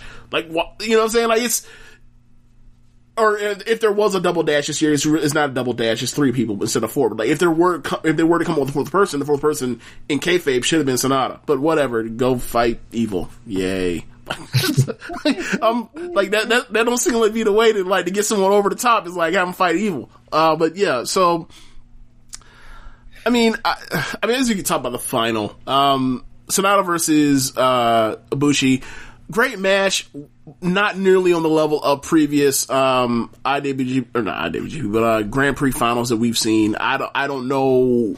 I just don't know. It was strange, especially because like I also watched another match that was better on the same night, and it's like I don't know what to do with this. Like, we normally get like a one of the best matches of the year annually, and this was kind of, it was great, but it just wasn't on that level of previous things, and I don't know what to do with it because, you know, in this weird year. Like, what were your thoughts on like the match? Do you think I'm too hard on it, or? No, I definitely think, I mean, you compare it to all the G1 finals that we've gotten over the last several years, like those were like epic, like game-changing, like match of the year contenders, and like I don't think this match was a match of the year. I thought it was a great matchup, but there were just some things off of it. I felt like the chemistry was off that night. You had the spot where like Ibushi accidentally gets clonked in the head on the leapfrog spot, and to me, personally, it felt like Ibushi was kind of out of it for the majority of the matchup. I don't think he was 100% there. There were a couple sequences that were a little sloppy, and he seemed like he was a little bit lost. And then they picked it back up and, you know, finished off the match well. But yeah, so there was just something off with that whole match that night. It still ended up being a great match, but if you compare it to, you know, stuff that we've seen, Ibushi Tanahashi, Jay White and Ibushi, all these G1 finals that we've gotten, you know, the last 5 years, it's like, Omega Naito. What's that? Omega Naito. Omega Naito. That was what, 2017? Yeah. Yeah. Even Omega Goto. Yeah, 2016, right? 2016. Yeah. And so, and I know this match was kind of split. I know there were some people who didn't like it at all. Some people thought it was incredible. You know, if you don't like it, if you don't like wrestling kind of a take. And I'm like, I don't know about all that. It was a great match, but it was not what you expect from a G1 final. Yeah. Yeah, and I feel like that's almost like the put it like this, Jeremy. Was that nominated for best match in the Keepin It Strong Style Awards? Couldn't have been. It was not. Yeah, it couldn't have been. Yeah, like I think that's the thing is just that was almost like a microcosm of the year. It's just like still very good, just not to the standard, and that's why that's why people are kind of looking down on it. Like it was a down year, but by New Japan's lofty standards it's set over the last 5-6 years. Yeah, so I mean, I guess from that point, I guess we can kind of just fast forward to the best of World Tag League, unless you want. Oh, actually, do Power Struggle. Let's do Power Struggle. Who's you lose the briefcase? Yeah. Like it was one of the most shocking moments of the year because like I'm listening to that crowd and this is a clap crowd, super polite, don't make any noise. And when he stacked up on that Schoolboy or that Jackknife cover and that 3 hit, the crowd let out audible gas, a loud one, and then like in a half second that noise came out, just as fast, like it quickly shut off because they were like, oh yeah, we can't make any noise. We're not supposed to make any noise. Like it was like oh, it's like yeah, you really did it. You really did that, huh? All right. I mean, Jay White's a great foil, but it's like it feels like they keep going to the well. Like if he almost feels like a like the Bullet Club guys anyway. The Bullet Club leaders, they feel almost like a horror movie villain. Like you chop their head off, they keep coming back, they won't go away. Like you cut off one head of the snake, the next one pops up, and it's like they gonna keep these dudes between Kenta Jay White and Evil in heavy rotation at the top for a while, it seems. And I don't know how I don't know how much tread is left on that tire because they've already been doing it for 2 years. Yeah, and now with the introduction of 2 Wrestle Kingdoms and wanting to have 2 double title matches both nights, it seems like this is going to be the booking going forward. They're going to do some form of double gold dash, and so also they didn't do the same setup this year, but they used the briefcase. They used White to get the briefcase from Ibushi to set up this whole double title match situation, and to have Naito, give charity and feel bad for Ibushi, and make a wish title match and give him a shot. Give him a shot on night 1. It's like I don't want this every year to be some convoluted way to get 2 title matches. I'm sure there is a more creative way to get 2 title matches. They already did it. I mean, it's not 2 title matches, but the junior title setup makes way more sense than this one does. Like, we had 2 big junior tournaments and the winner gets the guy on the second night. Amazing. Like, the only thing they could have done even better is would have another person have beat Ishimori to face Ishimori on night 1. That would be the only thing that would make it better. Right, yeah. Yeah, that situation there definitely makes a lot more sense compared to what they're doing with the heavyweight titles. Yeah, I'm with you on that one. Yeah, but I mean, yeah. I'm trying to think what else happened on Power Strong. Oh yeah, the fourth and hopefully final, or actually is final because we're out of the year, but like the fourth and final Evil and Naito match of the year. I watched this match on double speed because I was so over their shit, and I was still like, yo, this is not good enough. It's on double speed. I'm bored. I remember hearing the 20-minute call on watching on double speed, and I was like, yo, this is boring as shit. I've watched only 10 minutes of a match. I couldn't believe it. I just couldn't believe my eyes. So yeah, but I will say this. More interference than you can ask for in this match. Like, just completely jumped the shark at this point. Parody of itself. Yeah. But I did like the stuff they were doing before that. Yeah. I will say this. I forgot what point there was a minute call, whether it was a 25-minute call or the 20-minute call. Probably a 25-minute call. Was when it was, I thought like, it did get good. It was legitimately good in the closing stretch, but the road to hoe to get to there was just so, oh my god. That was a steep ass mountain, bro. Yeah, man. It was just, like I said, been saying with these Naito matches, man, it's just a slow plotting stretch to get to the final closing streak, where he gets a comeback. Okay, so, people talk about this a lot with, Okada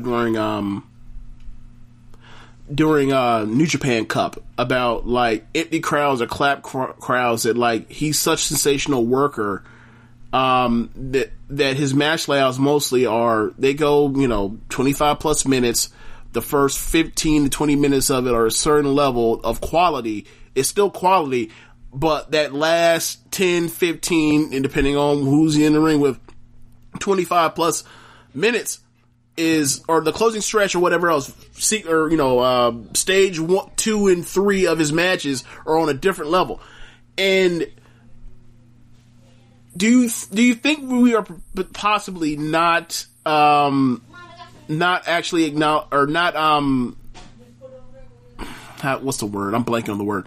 Do you think we're not giving that same type of appraisal to Naito matches? Do you think we're just missing that? I don't think so, because I feel like even with Okada's beginning stretch, there's a lot of stuff that is done to set up what's going to happen in the closing stretch. With the Naito matches, I feel like the beginning is just a lot of stalling and powdering, and then just heat, just him just getting beat down for 20 minutes, and then he's going to hulk up and come back and hit Destino. I don't feel like there's a lot of like setup or nuance or storytelling that really adds to the closing stretch. I don't know. That's just me. I know that the Naito fans probably see it differently. Yeah, I don't know, man. I don't feel like he's like I don't think he's anywhere near the wrestler he was a couple years ago. Physically, I don't feel like he's doing anything revolutionary or genius anymore. That's true. It's much like Jeremy's like crystallized, like kind of like what I think the feelings are for him, like him just getting whooped like for matches, and then like I'm sorry, he's not a top babyface champion. Like it doesn't connect in that way. Like this is a heel. He is okay. So I would say that he is from a box office respect, but not from this is the story being told in the ring from belt to belt respect. And there's a lot of people that wasn't like, you know, top babyface champions that just couldn't figure it out. But like some of it's the opponents, yes, absolutely. But like, absolutely, it's troubling that like when you start thinking about Naito, for me, like when you start putting them in here with those guys that like aren't Okada, Tanahashi, it's like, well, where is it? Like what? Like Ishii, like where's the greatness? Yeah, he definitely got bogged down with the evil stuff. I would have liked to see what his year would have looked like if he could have defended against somebody else other than Evil this year. Yeah. So it's like in a way you can judge it, and then I also want to try to attempt to be fair because this isn't a wrestler I particularly am fond of, but I don't want to just slay him for no reason. But he's got a great chance at Wrestle Kingdom, and it sounds like he's conscious of it, especially with Okada coming for him in the media. And this is an opponent he's had great matches with historically. So show me. Yeah, that's kind of where I'm on it. You know, I guess we finish up talking out the year with talking about Best Super Juniors World Tag League. And Jeremy, you will have to carry that. Like, what were your overall thoughts of World Tag League and Best Super Juniors? Oh boy. Hey, I had to watch that Stardom Tag League. You want to trade places? So I'll start off with World Tag League first. I'll say this, you know, World Tag League, it's known as one of those tours where people just kind of mentally check out and just waiting for Wrestle Kingdom. And I think this was the first time, because World Tag League was attached with Best of Super Juniors, I think a lot of people were like, oh, this isn't so bad. And I'm like, I don't know. Like, I've watched every World Tag League for the last 3 or 4 years now, and I've seen better tag leagues. Like, if you actually watch some of the previous tag leagues from previous years, like we had better teams and there was better matches and it was just better setups overall. And I just felt like this year was just kind of meh. Like, you had a few good teams, but like there was just nothing that was like blow away. I mean, there was a few matches. Also, you had like Shingo and Sonata were like one of the top teams that were holding things down. Like Shingo Sonata, Dangerous Techers are like the two main teams that had like the best matches with everybody else. And everything else was just kind of very good to fine. And so there wasn't really a lot of like blow away stuff that was hitting the notebooks. So yeah, overall, I mean, I could give a few recommended matches, but there's not many from that tournament. Yeah, you gave me a few. I haven't watched. I haven't gone through that run for best of the tag league, to World Tag League and Best Super Junior aside from the Hiromu stuff. So yeah, I'll get to it eventually. I just got to find time. Yeah, and then with Best Super Juniors, it was just one of those situations. Obviously, we talk about the junior division is, you know, for the last several years, it's the strength of the junior division comes from the imports. Yes, there's a lot of great domestic guys like Ishimori and Hiromu and Sho. But, you know, we've seen the last several years, you know, the Ricochets, the Will Ospreys, the ACHs, all these guys that they bring in really help, you know, Dragon Lee, Bandito, all these guys that they bring in from other promotions really helps the strength of that tournament. And also we didn't get that here this year due to, the pandemic. And so that hurt it. You know, the lack of crowd interactions, you know, they let the guardrails up. You know, normally we have no guardrails, so those boys can just go out there and fly as much as they want to. And so, yeah, it's just a very weird setup of a tournament. Obviously, Hiromu was like the man once again. I'm looking at my matches right now. Like, he was in like the top 5 matches. If you combine World Tag League and Super Junior, the top 5 matches of the tour was all Hiromu. Dominant. I am Hiromu Takahashi, and this is the Best of Super Junior. Dominant. Yes, it was the best of Hiromu. Yeah. you had some other guys like, Robbie Doki. Eagles had some good performances. Show had some good performances. Doki was awesome in this tournament. This was a coming out party for Doki. He was like, no longer will I be seen as a replacement guy. Yeah. I will not be trash this year. Yes, I will not go back to Mexico. Right. Doki's on that Roddy Strong level. I am not going back. I'm not going back to them grimy indies in Mexico. I'm not wrestling in the middle of Lucha TV. Yeah. It's like, I will be here in New Japan forever. I've learned about Lucha TV this past year. It's like Lucha TV Plus on YouTube. You can find just obscure Mexican indies everywhere, and I'm sure that's where Doki was wrestling at. Like, the best way I can explain like that Lucha Plus TV is almost like IWTV. Like, it is basically like that, except it's just all on YouTube for free, and it's like you might see some Beyond, right? You might see some GCW, you might see some Black Label Pro, but you might also see some shit has no business being viewed anywhere. It's like, yo, what is this? Obviously nothing is weird as like, the Japanese indies, but still, like, there's a lot of weird stuff. But yeah, I thought overall it was a good year, all things considered, given the circumstances of giving up against it, aside from really like the top of the card. And that's the main thing, is like, there's all these small things at the top towards the top of the card, like whether it's, the elevation of Evil, what we're doing with Kota Ibushi, what are we doing with, Okada, and like, aside from that, like, I feel like, the Never division was just incredible. We didn't give enough, enough love, in this conversation, but I thought, and anything that involved the Never belt this year was just like a quote unquote notebook recommended match. So, he emphasized Hiroshi Tanahashi a lot this year. He was great in G1. Like, he was the best person at B Block. He carried that fucking thing. Like, I had a conversation with Josh, about, like, saying, like, it's, most people, like, it's close, as far as, the B Block, as far as who's the best person between Tanahashi and, Naito. And for me, just like, nah, bro, like, the only Evil match that made my recommended match list was him versus Tanahashi. Like, it was the only Naito. I mean the only Evil. Yeah. Evil versus Tanahashi was the only Evil match that I recommended out that you won. The only one. Mm-hmm. Wow. I just hated his match so much. It's the same shit over and over again. Like, I mean, we didn't talk about Yoshihashi, of course, but in the I ain't no bitch. won his first title this year. Yeah, Yoshihashi had a great year, great G1. The big moment there of him winning the Never 6-man titles with Goto and Ishii. Yeah. And those matches were great as well. They had a lot of great Never 6-man matches against Okada, Sho, and Yano.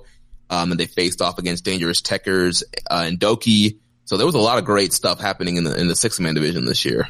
If anybody can tell us about the Never stuff, it's Jeremy, who has a chapter in the Voice of Wrestling ebook.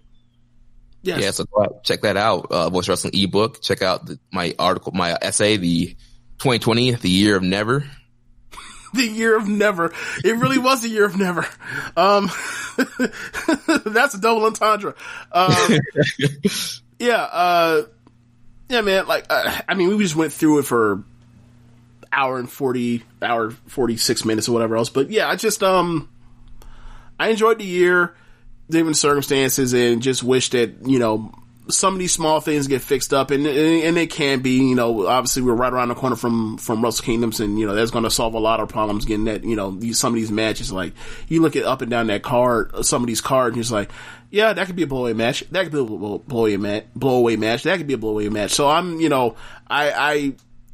do you feel, how do you feel about going into Wrestle Kingdom this year? Do you feel like it's going to be a regular standard that we're used to? Do you think it's going to be lesser? Do you still have concerns about the adjustment to COVID? Do you think it's, or to clap crowds?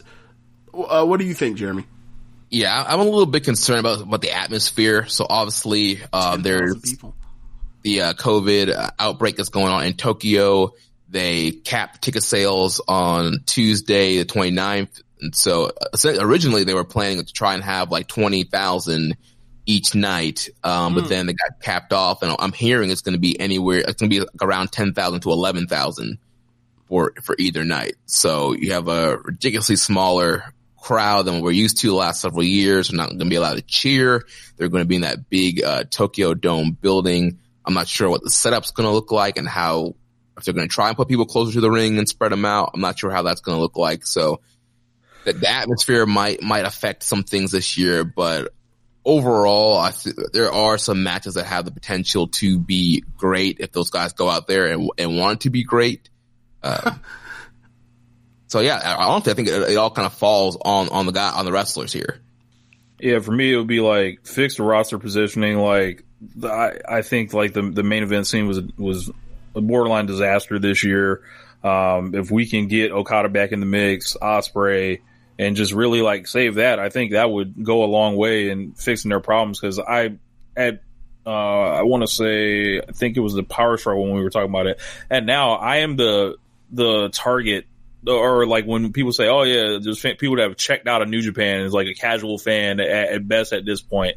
Like you swoop in for the great matches, and it's like, well, Evil's a champion now, and then that just like throws like a big dart on everything. And I've held this company in high reverence and I was a much bigger fan from 2015 to 2019, and then this year is just something completely different for me. Down the card, you still got plenty of quality, but James mentioned it being a growing pain year. You got the introduction of guys like Okan. We didn't even talk about Master Wato. Jesus Christ! If we really seriously talk about Master Wato, I don't mean that in a bad way. Like he is what he is. Like he's not going to be a player on the top of the card anytime soon. Yeah, so like it's gonna be. I like the chapter Case Low wrote in the Voice of Wrestling ebook. The Dynasty is dead. I thought he brought up a lot of like things to think about, and I just hope they're selecting the right people going forward. So, because it's like, man, the days of just plugging in the next guy and him just starting to reel off like incredible matches. It seems like we're having to wait longer and talk ourselves into more like things like going back to even Jay White. Right. And I think too, obviously, with the pandemic, I think we would have seen a lot more outsiders come in. Right. We would have had more Moxley. We would have had more Ryu Lee. We would have had Brody. Yeah, we would have had Brody Lee. There's several guys that got released that we wanted to go to New Japan. We would have had an influx of guys coming in and out that would have freshened up a lot of the scene across the board. Right. That's something also keep in mind. I know also things are not getting better in Tokyo right now, but hopefully with the vaccine kind of rolling out, hopefully at some point this year, things will get better and they can slowly start to bring people back into promotion. Yeah, maybe. I don't have any real guesses. I'm assuming that like the first half of the year, for a while I thought the first half of the year the first half of this year, 2021 was going to be shot just like it was, shot in most of 2020. So, I don't have any real, guesses on when that turns around. And obviously they're a lot more concerned for safety than we are here. So, right. So for all we know, Wrestle Kingdom 16 might be when shit finally pops off. For all we know, who knows? All right, so I guess it's now time for us to give everybody our top 10 favorite matches in New Japan this year. Jeremy, would you like to lead off? Yeah.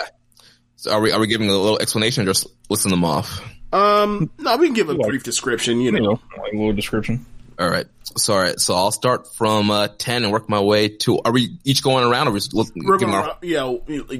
you go, Rich goes, I go through 10, then 9, then 8. Gotcha. Okay. Yeah.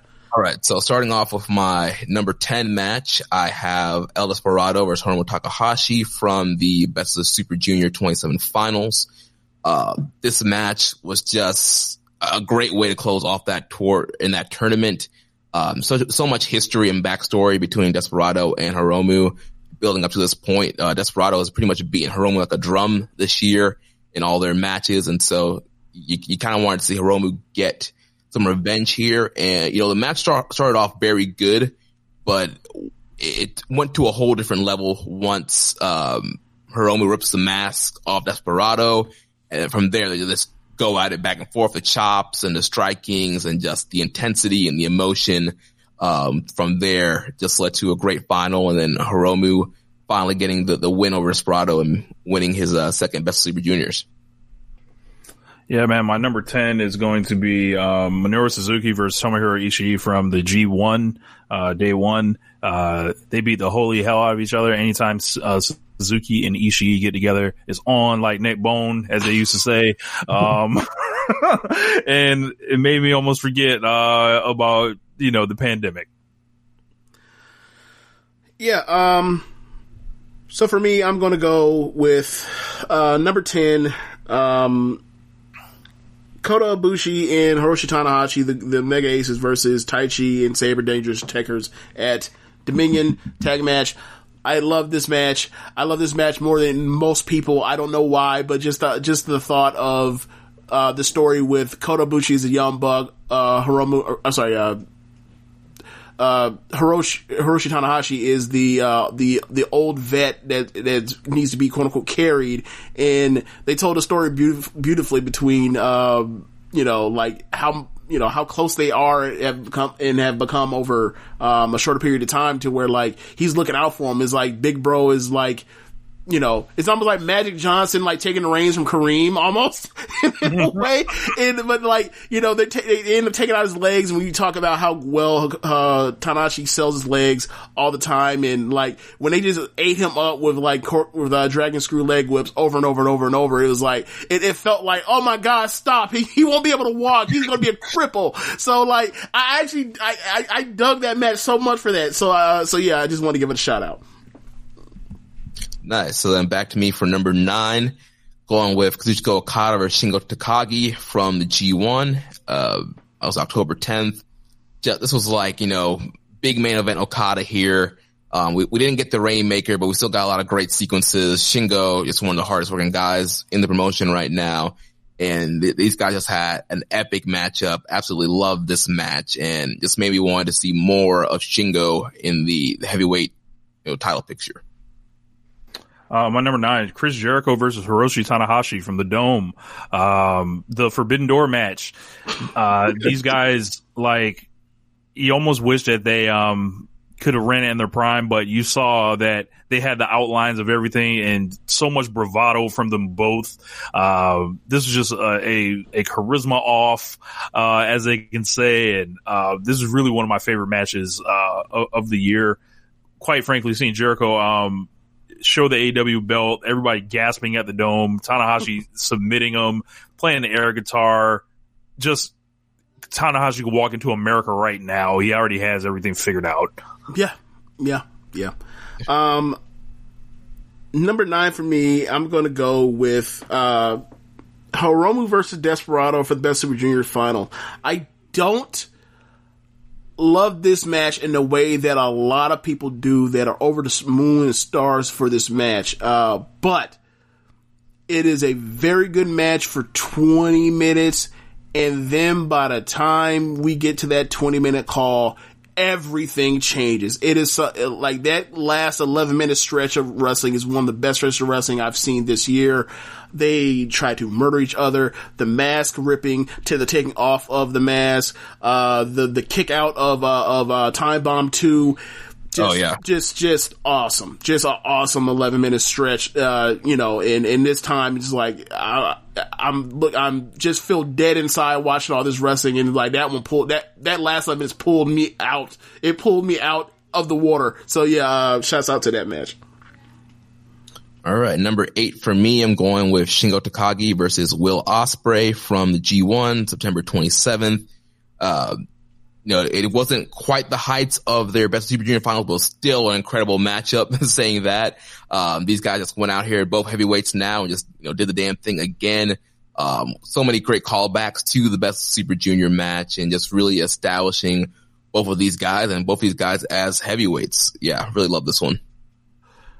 My number 8 match would be Kota Ibushi versus Tomohiro Ishii from the G1. a slightly different version of, like, you know, remember their match in 2018. This is just 2020 update. So kicking the shit out of each other, being brutal, and you know, taking a snapshot of the guy that Ishii has always been and the guy that Kota Ibushi is becoming. Yeah. Number 8 for me, I'm going to go with Will Ospreay versus Shingo Takagi in the G1. Similar to what Jeremy said, it's not to the same level, but it is the only match out the G1 I watched through that whole binge session that I actually gave 5 stars to. I don't know if we go back in time, if I'll feel that same way, but I thought that was the best match of the G1. I know most people think it's the Shingo and Okada match, but this was the one for me that got me over the moon. It played off of what they did in Best Super Juniors last year. I love the match. Number 7, I went with Zack Sabre Jr. versus Will Ospreay from New Beginning in Sapporo, night 2, February 2nd. This was for the Rev Pro title. This was actually the start of the Sabre Ospreay feud that happened at the beginning of the year, which a lot of people forgot about. Yep. This is where you see a different style of Will Ospreay. He's wrestling a more technical, you know, British style here. You're seeing just how great of a technical wrestler he is, not really relying on the flying too much. Obviously, there's still some flying, but you see a lot more what he can do with the grappling and the exchanges and kind of keeping up with Sabre here, hold for hold. And it's the preview, the match that kicks off their feud, their big feud, and it leads to Ospreay winning the title eventually in Rev Pro in the rematch. So my number 7, I've got Jon Moxley versus Minoru Suzuki from the New Beginning. An old crazy man versus a young crazy man.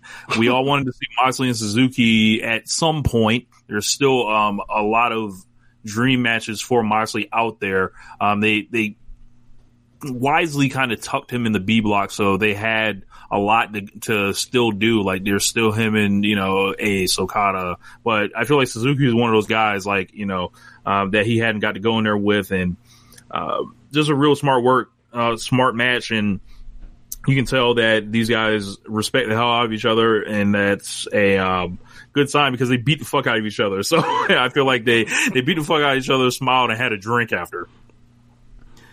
Yeah. Number 7 for me, New Japan Cup, Minoru Suzuki versus Yuji Nagata. Slap fight. Just slap fight. Just a masterclass in selling and not selling, in subverting expectations based off of what you've seen in a Pavlovian way. Just masters. Great facial expressions. Mean old guy. Grizzle match of the year, potentially. Loved it. So moving on to number 6, I have Hiromu Takahashi versus Ryu Lee from New Beginning in Osaka. We talked about this match earlier as we were talking about the year and just how great it was. And yeah, you know, a little bit something different here. You have that epic, you know, chop fast exchange, strike exchange in the beginning of the match up here. A little bit different pace and style from their previous matches, and it's another great chapter in their rivalry. I too have Ryu Lee versus Hiromu Takahashi at my number 6 match. I've always talked about it being the junior version of, you know, Kobashi and Sasaki. I think they, of course, did a bunch of, you know, great main event wrestling at the end of the match, and this was like a match that I saw was like, man, why can't this be on top of the company at the time? Yeah, for me, I'm going to go with Minoru Suzuki versus Jon Moxley, New Beginnings. Oh my god, just two badasses. One's grizzled and is you know, just known to be crazy. The other one thinks he's as crazy as the other one, and the whole match is the older one trying to let the younger one know you aren't as crazy as you think you are, bro, and the young one soon learning, but still ultimately winning. And like the old crazy guy's like, wow, there is someone there might actually be someone like me after me. Like, he was happy. Like, I loved it. I loved it. So moving on to number 5, I have Shingo Takagi versus Tomohiro Ishii from New Japan Road, February 20th. This was Shingo's first defense of the never open weight title. I think a match that gets forgotten because it happened at the beginning point of the year, and it happened on New Japan Road, which isn't one of the bigger shows. But this match is absolutely incredible. Two of the best pound-for-pound wrestlers in New Japan Pro Wrestling, both guys who always give it their hearts and give people their best matches, squaring off against each other. Just your great hoss fight, forearms, chops. These guys just fighting spirit, going back and forth, just throwing bombs at each other. Ultimately, Shingo hitting the last of the dragon there to get the win and starting off his never title run. Number 5, I'm going to go with Jay White versus Tomohiro Ishii, the last day of the G1.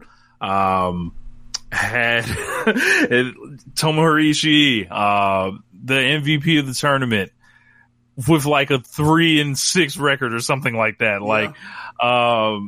He got the main event Sumo Hall. He got to stop this evil motherfucker from winning, the block. And I don't mean evil. I mean Jay White. No matter what he tried, he just couldn't get past that bear that was in there with him. And it was awesome and cathartic, and just like Ishii doesn't get many moments. And the ones he does, they tend to, work out really well. Unfortunately, Jay White ended up in position for the belt anyway, so that kind of hurt it a little bit for me. But at the time, I loved this match.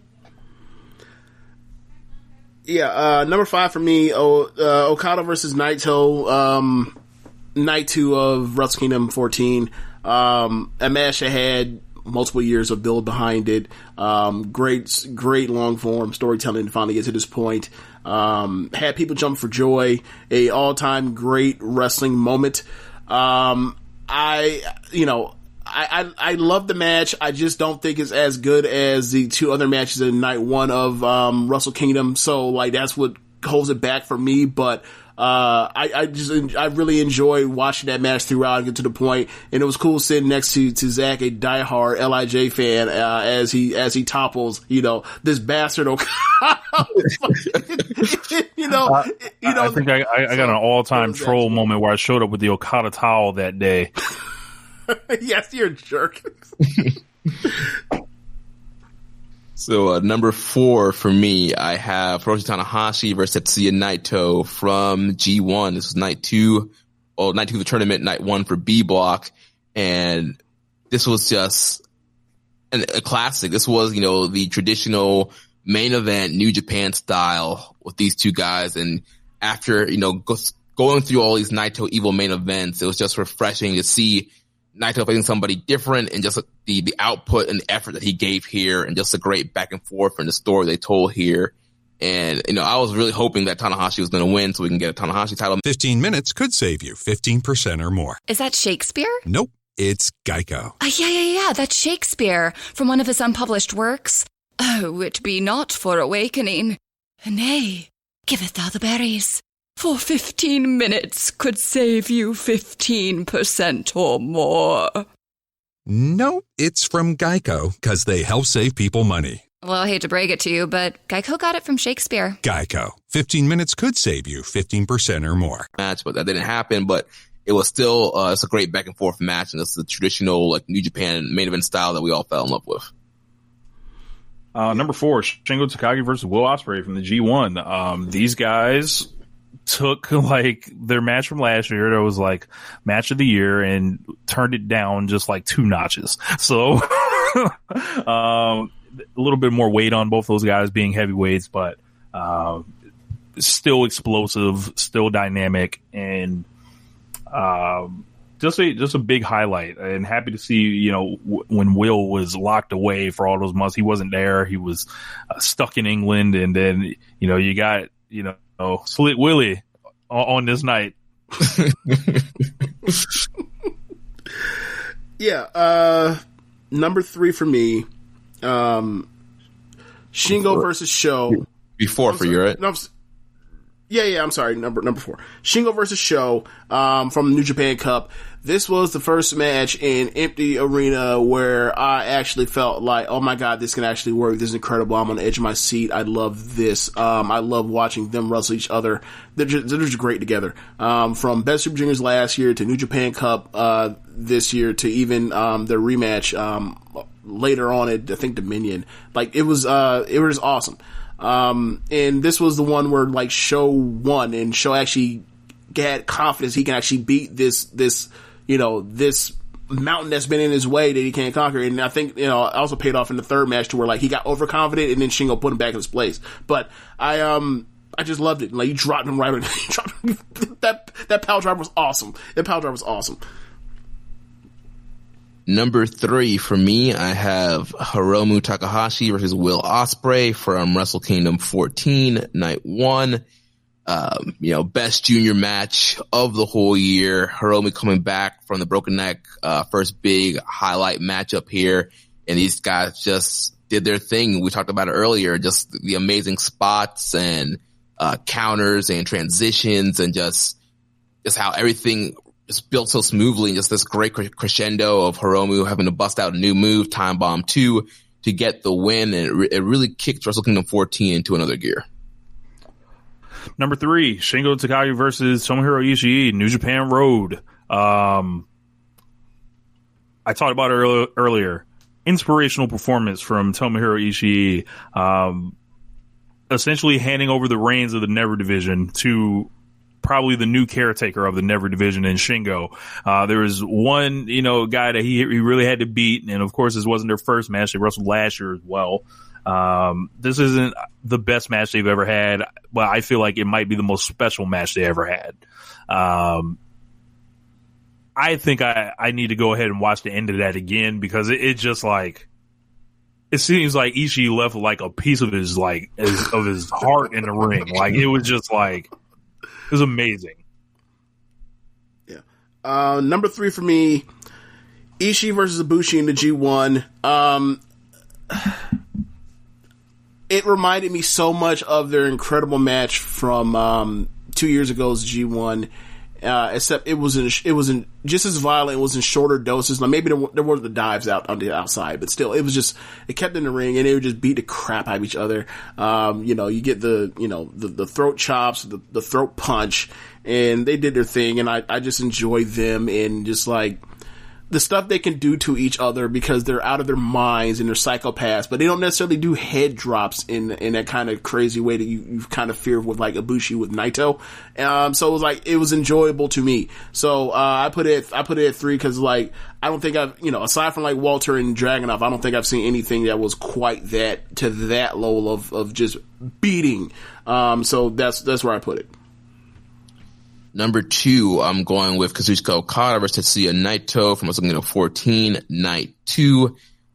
This was, the conclusion of this, epic quest for Naito to finally beat Okada in the Dome and to make it at the Dome and win the double titles. So just kind of a great feel-good moment. It's a story that kind of we've been following since the beginning of Keepin It Strong Style of Naito trying to beat Okada at the Dome and win the title. And so it's a big crescendo of that moment. Naito just having a throwback performance here. One of his best matches of 2020. And it was a great way to kind of cap off Wrestle Kingdom weekend. Number 2, Okada versus, I'm tripping. Number 2, Hiromu Takahashi versus Will Ospreay at Wrestle Kingdom 14. Possibly the greatest junior heavyweight match ever, a contender. Just gifts everywhere. Hiromu Takahashi, first match after a broken neck. Will Ospreay is essentially his swan song to the junior division, and it was like, these guys, I'm sure they'll wrestle one day again, and it's going to be incredible. But they were made for each other. Hiromu had to break out a new finish to beat this man, and Will Ospreay's gear that night, my fucking god! Like, so yeah, definitely, just incredible. Like, when I think of New Japan, that's what I think of. Yeah, number 2 for me, same match. Ospreay versus Takahashi. The return of Takahashi. It was great. Like, the whole thing. It's a match that, like, I don't know, 5-10 years from now, like, I'm pretty sure that, like, I will always want to go back and rewatch that match. Just incredible stuff. Peaked at such a high level. Ospreay at the top of his game. Hiromu,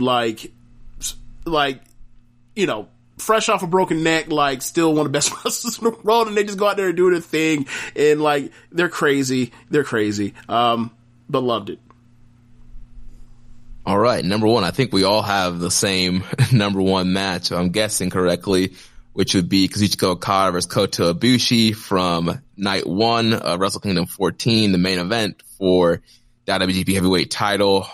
We talked about it earlier in the show. It's what a awesome main event that was, how these guys just kicked it into another gear, took it to a next level from their G1 match the previous year, which was another incredible match in itself, and the fact that they were able to top that was just incredible, and just how hard hitting it was, the story they told, Okada kicking out of the Bomaye from a 1 count, Ibushi pulling out the V trigger. There's just so many callbacks and moments and highlights from that matchup. It was like the perfect way to start the year. So my number one match is Yoshinobu Kanemaru versus Master Watt. No, I'm just kidding.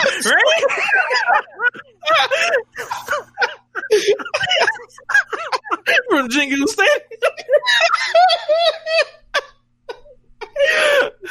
So, nah, man, it's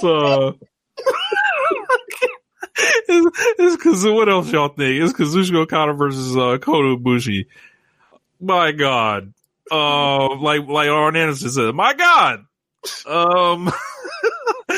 Jeremy mentioned all the callbacks. I remember popping huge when Ibushi did the V trigger, and seeing like those guys, like thinking back to Wrestle Kingdom 15, came in, Kota Ibushi was in the semi-main event having one of the greatest matches of all time, and it's like, man, it's a long time overdue. He's finally at the top of the dome, and then he fucking loses. But I think most of us already knew what it was. It wasn't the most mysterious result that was going to happen, but he still went in there, turned up from a 5-star match, and this was like some Super Saiyan, I don't watch the cartoons and all that, but what I imagine is like the Super Saiyan level, like, of motherfuckers just kicking the shit out of each other. So, like, I loved it. It wasn't the match that I had prepared myself for, but it was a match that I appreciated a whole lot. Yeah. I'm with y'all. I'm with y'all as well. King of Pro Wrestling. I'm just gonna do that. The four-way in Jingu Stadium. Anyway. So yeah, IWGP Heavyweight Title match. Kazuchika Okada versus Kota Ibushi.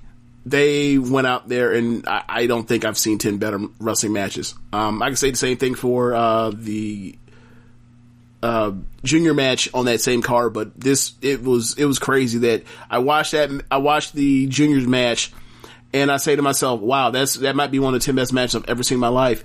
And then for, like, I don't know how much later, like a half hour later, it got topped, and it was by these two dudes that didn't do a million flips, didn't do a bunch of crazy aesthetic stuff that just, like, it's just like throwing, sugar into your bloodstream. It was just straight out physical wrestling and storytelling and character work, and like Murder Ibushi will always be a thing for me. Like, I will never not pop seeing that dude go dead behind the eyes and turn into just a rampaging destroyer. Love the match. It's probably gonna win top match for me when we do the year end stuff, but it's just an incredible match. There it is. But yeah, I don't know how to end this. I guess I'm going to thank Jeremy for coming on to do his like 50,000th year end thing involving New Japan Pro Wrestling. Do you want to get your plugs in, man? Yep. So you can follow me on Twitter at Jeremy L. Donovan. You can follow Keepin It Strong Style at KI Strong Style. We drop every Wednesday now on Social Suplex Podcast Network.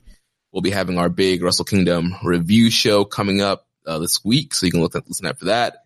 I don't know when this is dropping, but you can go back and check out our preview show. We had Chris Samsa on from Sport Wrestling, Voice Wrestling. He gives all the stats to Kevin Kelly and the announce team that you hear on the broadcast. So we had him on to preview and break things down. You can go back and check that out. Yeah, definitely, man. Plug the article in the ebook again for Voice of Wrestling. Plug it again. Yeah. So you can check out the Voices of Wrestling Year End ebook. They've been doing this book now. I forget how long it goes back. I think it goes back maybe like 2014, 2015, something like that. Yeah, a long time. I think the first one I got was 2015. Yeah, so you can check out all the previous books are available to download. But yeah, this year's is available on Amazon, or you can get through PayHip. It is if you get through PayHip, it's a suggested model, so you could get it for free. The suggested price is $5.99, but you can give more. Everybody that contributes does get a little piece of that.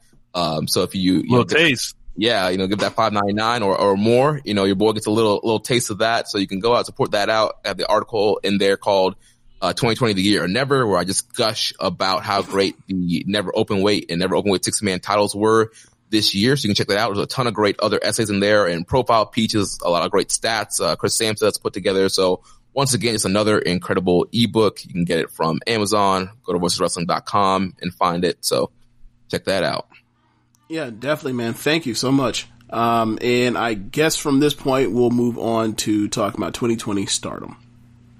And you already know what it is. James, hit the music.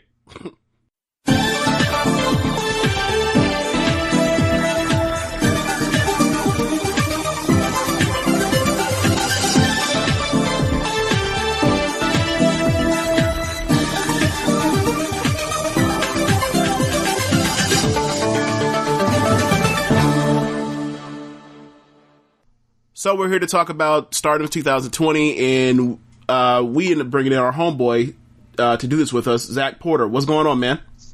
Not too much. How you guys doing? Doing all right. Chilling, man. I guess Zack. Well, I'll bring you in and I'll ask you how do you think Stardom was affected by COVID this year? I'd say it probably was affected, like everybody else in the beginning of it. Right. Everybody, obviously, they attempted their no fan show, and I don't know if it was really had the same, like everybody else didn't really have the same oomph.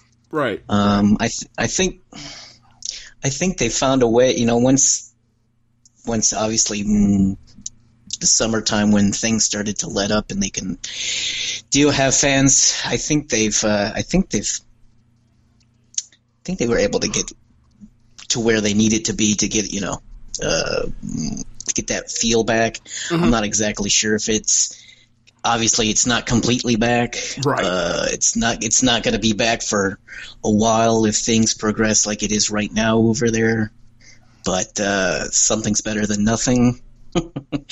In my opinion, so yeah. Rich, you probably watched more Stardom after this than before, and I know you remember what the feel was of this promotion with everything. So how do you feel like the atmosphere for these shows, how they're different? So as compared to New Japan, since this is like kind of like the direct comparison on this show, like mm-hmm. I feel like I fall easier into Stardom than I do into New Japan, mm-hmm. With the clap crowds and the no cheering and all that. I feel like Stardom crowds, like I know at times they were very like hot and all that before, but the way the ring sounds off really helps, I think. And I don't know, you're just kind of into it. Like I don't really need all the extra stuff in Stardom. So in my opinion, I think they're doing a pretty good job. Yeah, I think the intimate setting helps. Like, these weren't gigantic, stadiums before. So it does, you're used to in, New Japan for, you're watching Dominion, you're in Osaka Joe Hall or something, where, you're, the big shows for Stardom for the most part, for the vast majority of its history were, Korakuen Hall, which is, 1800, size building. So like it's not that big of an adjustment when you still, the claps and whatever else. I think the thing for me that's the biggest thing is like, no streamers. I used to love counting streamers. I know. All two of them, V used to get the Mayu twirl. Yeah. And that is a big adjustment, but like they've made the best of it and everything, and I do like some of the stuff they've done where they'll have somebody in like the third match come out and they'll give like someone in the stands, like they have like a raffle or something, and they'll give a fan like a custom made, handmade like COVID mask, whatever else. So like they've tried to do their best with what they've been given, but it's still, I feel like they've done a better job than most, but it's still like, it's not like, AEW's for me is the standard, but I think Stardom's probably underneath it, from the stuff we watch on a consistent basis.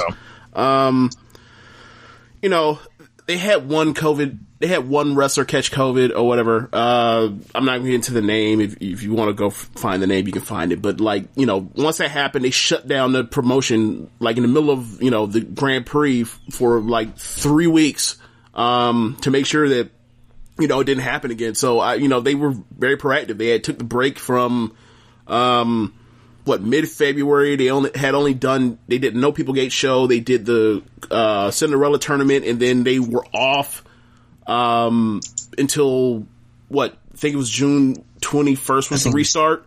So, they handled it, they shut down when they needed to. They only did 2 shows in like 4 months.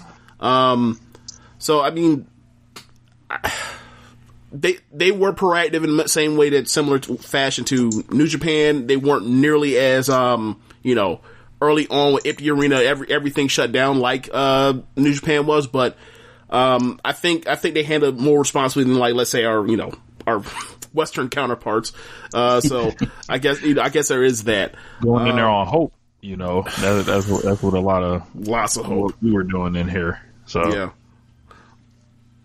So I mean, after that, we have to talk about the biggest story after people adjusting and dealing with COVID was the death of Hana Kimura. A person that we all thought like tons of charisma, big future star potential of growth, as become a better wrestler, but she looked like she was set to be the one for them, for the foreseeable future, and like that's not a thing anymore. And I felt like they had nice tributes to her when they came back. Like, they won the opening or the final or Tokyo Cyber Squad. They had a match for her, in honor or tribute to her or whatever else. And, they sent her off while, they all looked at the sky, did the salute to her and in the sky, which is nice. And, there are parts of the jungle in Mayu match that was dedicated, and seemingly was dedicated or shot out to her, which, that was touching. But yeah, like, I don't know what this year would have been like. Zach, because you're a big Utami fan, do you think this result is still the same where she's holding the red belt, by the end of the year if, Hannah is no longer, or was still around? You know what? I don't really know. I don't think she probably wouldn't be in the position that she's in now. Yeah, I would agree that, if Hannah was still around, then, I could see her being more in that picture than her. I'm sure because of her death, things had to get mixed around, and she got shot up there quicker than probably she needed to be. But yeah. I don't think she would. I don't think it would have been the same. I think it probably would have been, the progression, white belt and so forth. But yeah. I feel like we were probably going to be staring down, like, just from like a far outside perspective, seeing what Bushiroad's doing, who they're looking at, who was in that Wrestle Kingdom match, like. this would have been Julia versus Hana Kimura's promotion, the story, and then these are the rest of the Stardom wrestlers. Like, and you know, I still think we still get Mayu running with the red belt, but like she's clearly like going to be maintaining the match quality while like they try to build stars out of no pun intended, out of Julia and Hannah in that position. Yeah, I mean, I don't know. Like, I think about it in the way that the Cinderella tournament broke down, where when they broke that last that last fourth of the bracket just to, you know, to shoot Natsuko up to the final for Julia. Like, the last match of the first round was Hannah versus Mayu. That ends on a draw. They're, you know, they have a pull apart after they, you know, almost killed Mayu. And it made me think at the time, like, maybe that's where they're headed. You know, I remember Dylan on this show last year, saying that, like, he thinks, it would have been her winning the red belt, which for me is like, you know, historically, the white belt is more fitting for Hannah, right? Like, the red belt is more of the top worker, and the white belt is more of the, like, top draw, spirit of the company type person. But, you know, at that point in time, it was like, who cares, right? Like, you could have sold a shit ton of tickets with her on top and Julia as the white belt champion, and you could tease a double belt match. They could have teased that. You know, so I figured this was going to be her year. You know, with Utami, like, I thought Utami was going to eventually win the red belt or white belt regardless. Like, you know, last year the talk was that, you know, you had that Tokyo Dome 4 of Mayu and Arisa and Hannah and Julia, and then you throw Tam and Utami, and that was their top 6 that they were going to push to the moon out of those 6. You look now and it's like, you know, Arisa and Hannah's no longer with us. But the rest of that 4 plus Shuri is right now currently their top 5. Mm-hmm. So, you know, I think about this often, like, you know, it's almost like, you know, last year Hannah won the Grand Prix, which a lot of people thought Utami was going to win. And then, you know, Utami wins it this year, goes on. It's like, you know, I think a lot of this stuff was already, you know, in the plans for one of those two, Hannah or Utami, to become champion. It's just, you know, we look around, it's like, well, there's this gigantic thing that's missing out of the year. So yeah. So from there, I want to talk about, man, I'm gonna have to throw Hannah in the Miss Elizabeth category at this point. Up there looking good, I bet. Stupid. Oh my God. I'm moving on. So, this year, we end up having a lot of bigger shows. You know, Korakuen used to be the thing where, like, every month where we're going to get to, out of Korakuen, and then it turned into, by the second half of the year, is like, yeah, they'll do 2 Korakuens a year and throw just throw almost anything out there, and then set up for these bigger venues like Osaka or Yokohama or Sendai. Do you think that is a sustainable thing for the future? Like, even with crowds coming back, cause I don't know. Like, I see some of these attendances, for these Korakuen shows, and I see some of these cards, and, I just don't think, I feel like these are just like Shinkiba Hall shows, or Shinkiba First Ring shows that are just happening in 6 matches in Korakuen. Like, do you think they need to make an adjustment on this, Zach? I think they do. Yeah, I don't see the point. I don't see the point of running bigger venues, not necessarily from a card perspective, but like I can only imagine the amount of money being lost from them. I'm assuming they probably booked these at the beginning of the year, thinking everything was going to be, you know, good and nothing bad, and not a global pandemic, and them having to, you know, cover their butts with these, you know, with these now smaller crowds. But I think at this point they need to, other than the Budokan, obviously the 10th anniversary show, they really should just, they've got to, they should just stick to their bread and butter, which is obviously the smaller venue, like you said, the Shinkibas, and the other smaller venues that are around that they frequent all the time before the purchase. I just think, they need to shrink the venue size. And card wise, they can. I don't know if they. I don't know if they can. I don't know if there's any. It's just. I'm not sure. Sorry. This has got to be like the influence of Bushiroad, as Zach was saying. Like, so to me, this is why, like, I feel like, I'm probably skipping ahead, but like they're getting a Nanai and a Yoshiko back, and they're angling. I think they are trying to get Kairi Sane as much as they can, even though that's probably going to be very difficult from impossible to be letting her do that. But like, I think the only thing that can stop them is like really COVID. Like at this point, because if you're bringing back all those bigger names, you're developing your new 6 or 5.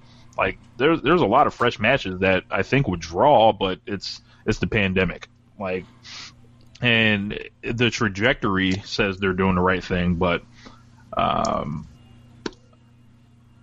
it's just how quick can we get this vaccine rolling? Yeah.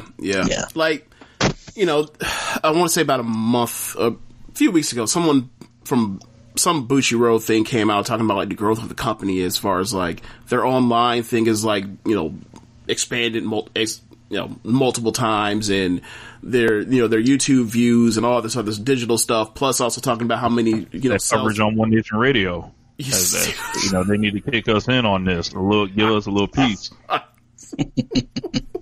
Hey, Sonny, if you listening, right? I mean, like it is funny. What I will say is, when we started covering it, it started going up. Oh my God! I don't want to say it's because of us, but interesting timing. Well, what I will say is this: I will say that I do find it interesting is like we'll be reviewing these shows, and the exact same things that that we'll go over and talk about a week or two later ends up being like that particular week's We Are Stardom, which is like their half-hour recap show to keep you up to speed for all the important things of the year. And it's like, well, anybody could do that, but it's like, I'm doing it before y'all get to it, so it's like, maybe a check should be cut. Maybe. Just maybe. I'm bullshit. But yeah, so yeah, for me it's just, as you said, it comes down to, I think it's just them trying to make as much money as possible. Like, I don't know what the rent is for Korakuen Hall, but, you get 700 people in there, 500 people in there, and it seems like, other promotions do pretty well with that and consistently and keeps them afloat. So I imagine if you do 2 of those at that, and then you do your show that has a cover restriction of a percentage in a bigger building, you kind of like, and also given that rent is probably lower in this era, I can see maybe they're turning a better profit than we imagine. We just imagine like, this is, maybe you're overextending yourself, from, show quality anyway. So, this year, we had multiple title changes, big title changes. We had, Mayu Iwatani coming to the year as champion, ends up, in October.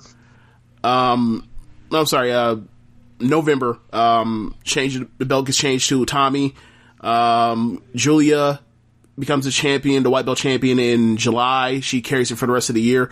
What do y'all think about the title reigns? As far as like, let's start with Julia first. How do you think she's handled 2020 in being the champion for most of the year? I think she's handled it really well.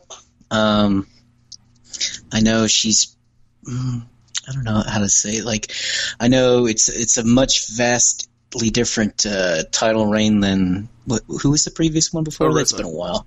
Arisa, yeah. So, oh God, I forgot about that. Yeah, of course. Yeah, forgot that she had relinquished that.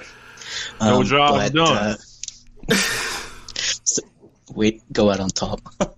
But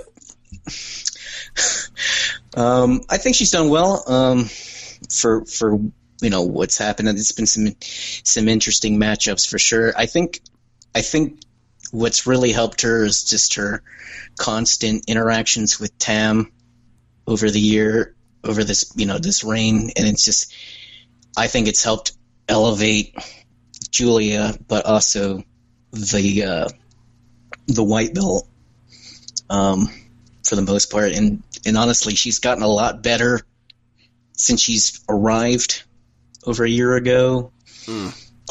So I guess that, what's the saying go, steel hone steel, or whatever that is. So I guess better talent. No offense to Ice Ribbon, she comes in, she has better talent to go against. She can constantly get better and get better, obviously, plus with the training that she's gotten, the little sessions she's had with Milano and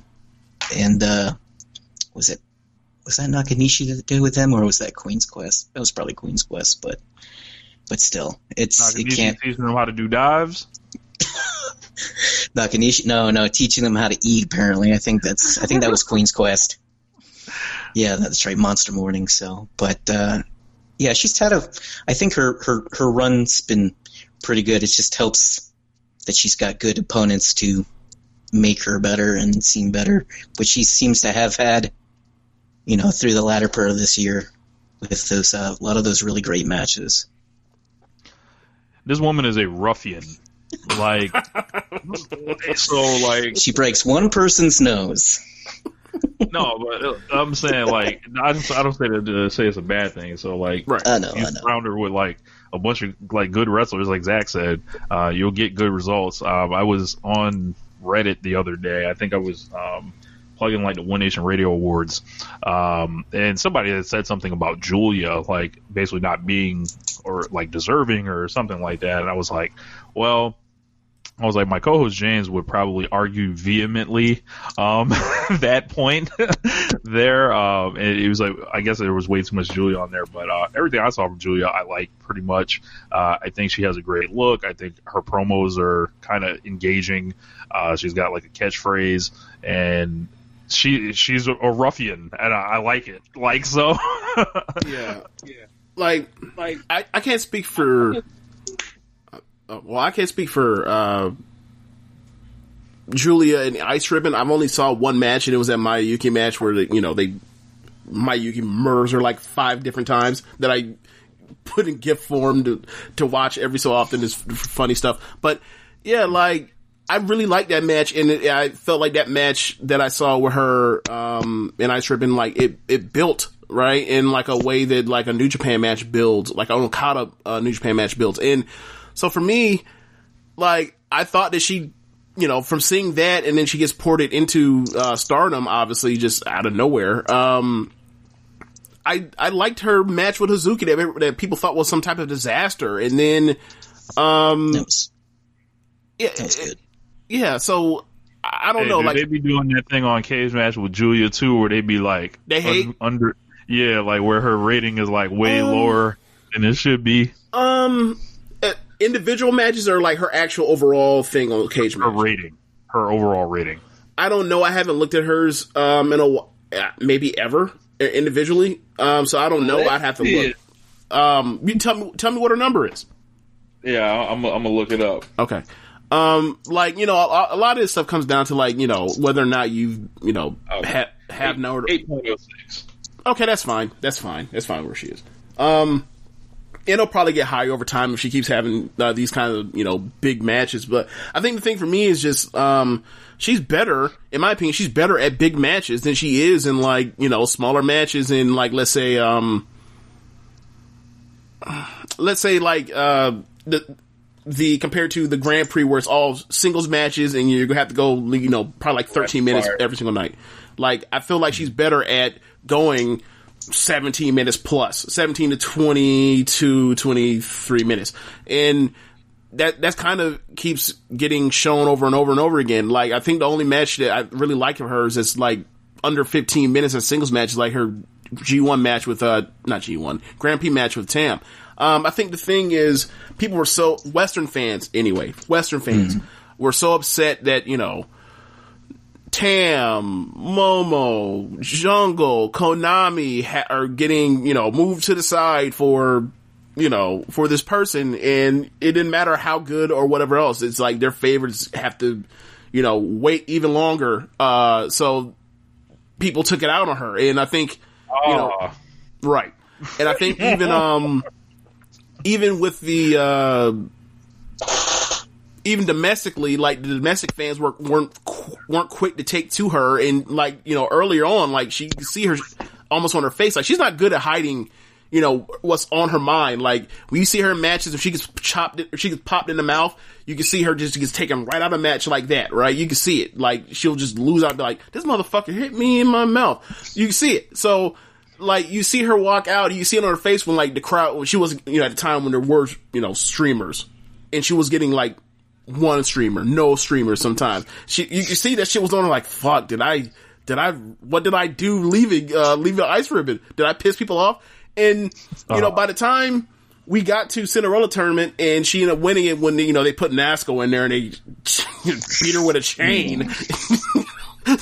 She got over. So by that point in time, people have, the domestic crowd took to her by that point in time. We were kind of off to the races. So I think, a lot of the stuff is, obviously I want my person to win from the Western side, but I think she did really well with what, given the year that she had, I think the two top, feuds in the company this year were Donna Del Mondo versus Queen's Quest and Tam versus Julia. So I think you can't call anything but an overwhelming success. Do I think she's one of the 5 best workers in the company? No. Do I want to see her over the other people that I think are the top 8 best wrestlers in a big match? Probably not. But she has results. She's as good as basically anyone. She's the new Hannah, in a sense. In a sense. Kind of. She's got the looks. Well, they paired them together for a reason. Yeah, that's all I'm gonna say. Yeah. Look, and they gave her her own faction. The parallels are there. Yeah. Yeah. So Rip. the other major title change, Utami, we can talk about it here. The Grand Prix. Utami wins the Grand Prix. More Donna Del Mondo versus Queen's Quest. She ends up beating Himeka in the final of the Grand Prix. And goes to Sendai in November and becomes the Red Belt champion. Everything is there in place for her, as far as the build to get to her, to be that kind of starter, to be someone that is deserving of being the Red Belt champion. It's not a shock. It just felt a little early, but it is what it is. She's a champion. How do you think this title run is going to go? Obviously, I don't think she's going to match. It's even fair to compare what she's going to do to what Mayu just did. But how do you think this is going to go? Honestly, it's a toss up because I don't really know who they could even. I don't know who they can really throw at her that, to make some. I can't think of off the top of my head, I should say, of some contenders, I can't see, if you got any. So for me, she can always wrestle, because they went to a draw in the final night of the Grand Prix, got Shuri. In the Grand Prix, Micah beat Utami. They have a feud, a rivalry where I think they're 1-1 and 1 long standing. Yeah. So I think that's probably the anniversary event. Now that you think about it, I can see Micah for sure, because that's a relatively. I think that'd be a newer heavy championship matchup, because Shuri, she already had a championship match just recently. I don't know, but still, I'm hoping foreshadowing later on talks about outsiders, but I kind of hope that they have her I hope they bring in outside talent. Like, I'd like to see a Yoshiko Utami match. I think they would beat the absolute piss out of each other, and I want to see that match. Like, I'd like to see her, and I would like to see how she can handle Iroha, Takumi again. I'd like to see outside, if this seedling, if you want to even call it that, kind of like outsiders come in, I'd like to see what they can do. I know they're part of Assemble. Maybe they, now that Rossi's not in charge, I'm hoping, Bushiroad can like negotiate and maybe see if we can get some outside talent. Because I'd like to see her, I'd like to see her defend it against some of these big, big guns from outside. So since they bringing back Stardom wrestlers or people who wrestled in Stardom years ago, we can bring the belt collector over for Utami and see if Russell would like to put the red belt up for grabs. Wow, that'd be funny. He's gonna dress up like Jasmine again. Yeah, to do it. Okay. You know how furious I would be if they actually did that. They did with Utami and not Mayu.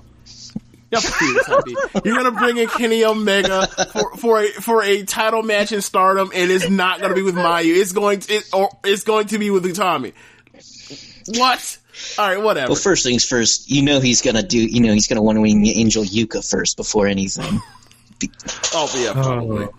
But I think Utami, for me, it feels like her natural progression. Like, they called her the super rookie last year and all that stuff. She was always rolling until she got injured at all times. She's radically overhauled her look.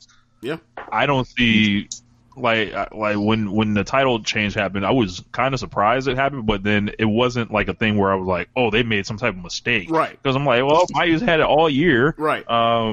Why not try to get somebody else some credibility so, like, you have another person? So, I think she's going to be just fine.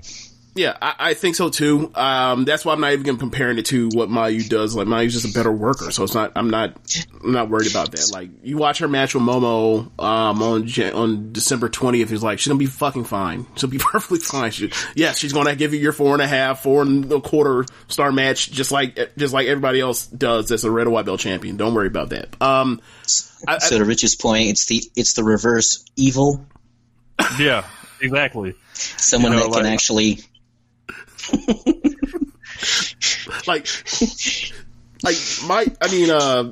think the thing for me is just like, I always wondered, because Mayu seemed like she was so much higher in the kayfabe than anyone else. It's like, that's in the company, in the promotion. So it's like, who's going to take the belt off her? So then, like, for me, it's intriguing for me that Utami's champion, because now it's like, people that is like, they can never book that because no one would ever buy that as a possible title match or as a title change. Now Utami is a champion, and like, I could see, in a mecha match, I could see, I don't know, someone from someone from Oedo type actually getting a title shot now. Like, that no people get, lumberjack match, like, they made that no title because, like, no one would have believed that Saki could have been the fucking red belt champion. Not a chance. Aww. So I'm sorry for being mean, but like, let's be real. Like, think about it like this, right? Let's be real.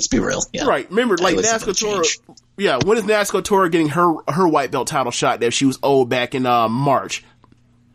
Hopefully they'll forget about that. Man, that's like them elusive Toriano. Sweep it under the rug, please. Right. Right. Like, I think they explained it away by she was in the white belt tournament. Tam beat her. That was your chance. You fucked it. Go away. And I'm okay with that. I'm okay with that. So from there, we talked about the Grand Prix a little bit, as far as Utami winning, but like, I guess it's time to talk about the story with Momo this week. I think it's time. So, for those that haven't heard, for the second year in a row, Stardom is going to have dark matches at Wrestle Kingdom. I think it's night 2. So this year, or last year was, a tag match. This year is 2 matches. One's a tag match. The other is a 6-person tag. The first match is Mayu and Tam versus Shuri and Julia. The second match is Donna Del Mondo versus Queen's Quest. It's Big Saya, Utami, and Azumi versus Natsupoi, Maika, and Himeka. So there is no Momo, so people have freaked out. Like, where is Momo? What are they doing to her? And Meltzer puts out the report that that allegedly Bushiroad views her as the number 4 in Queen's Quest, which that's not matching the presentation or reality of the kayfabe, but whatever.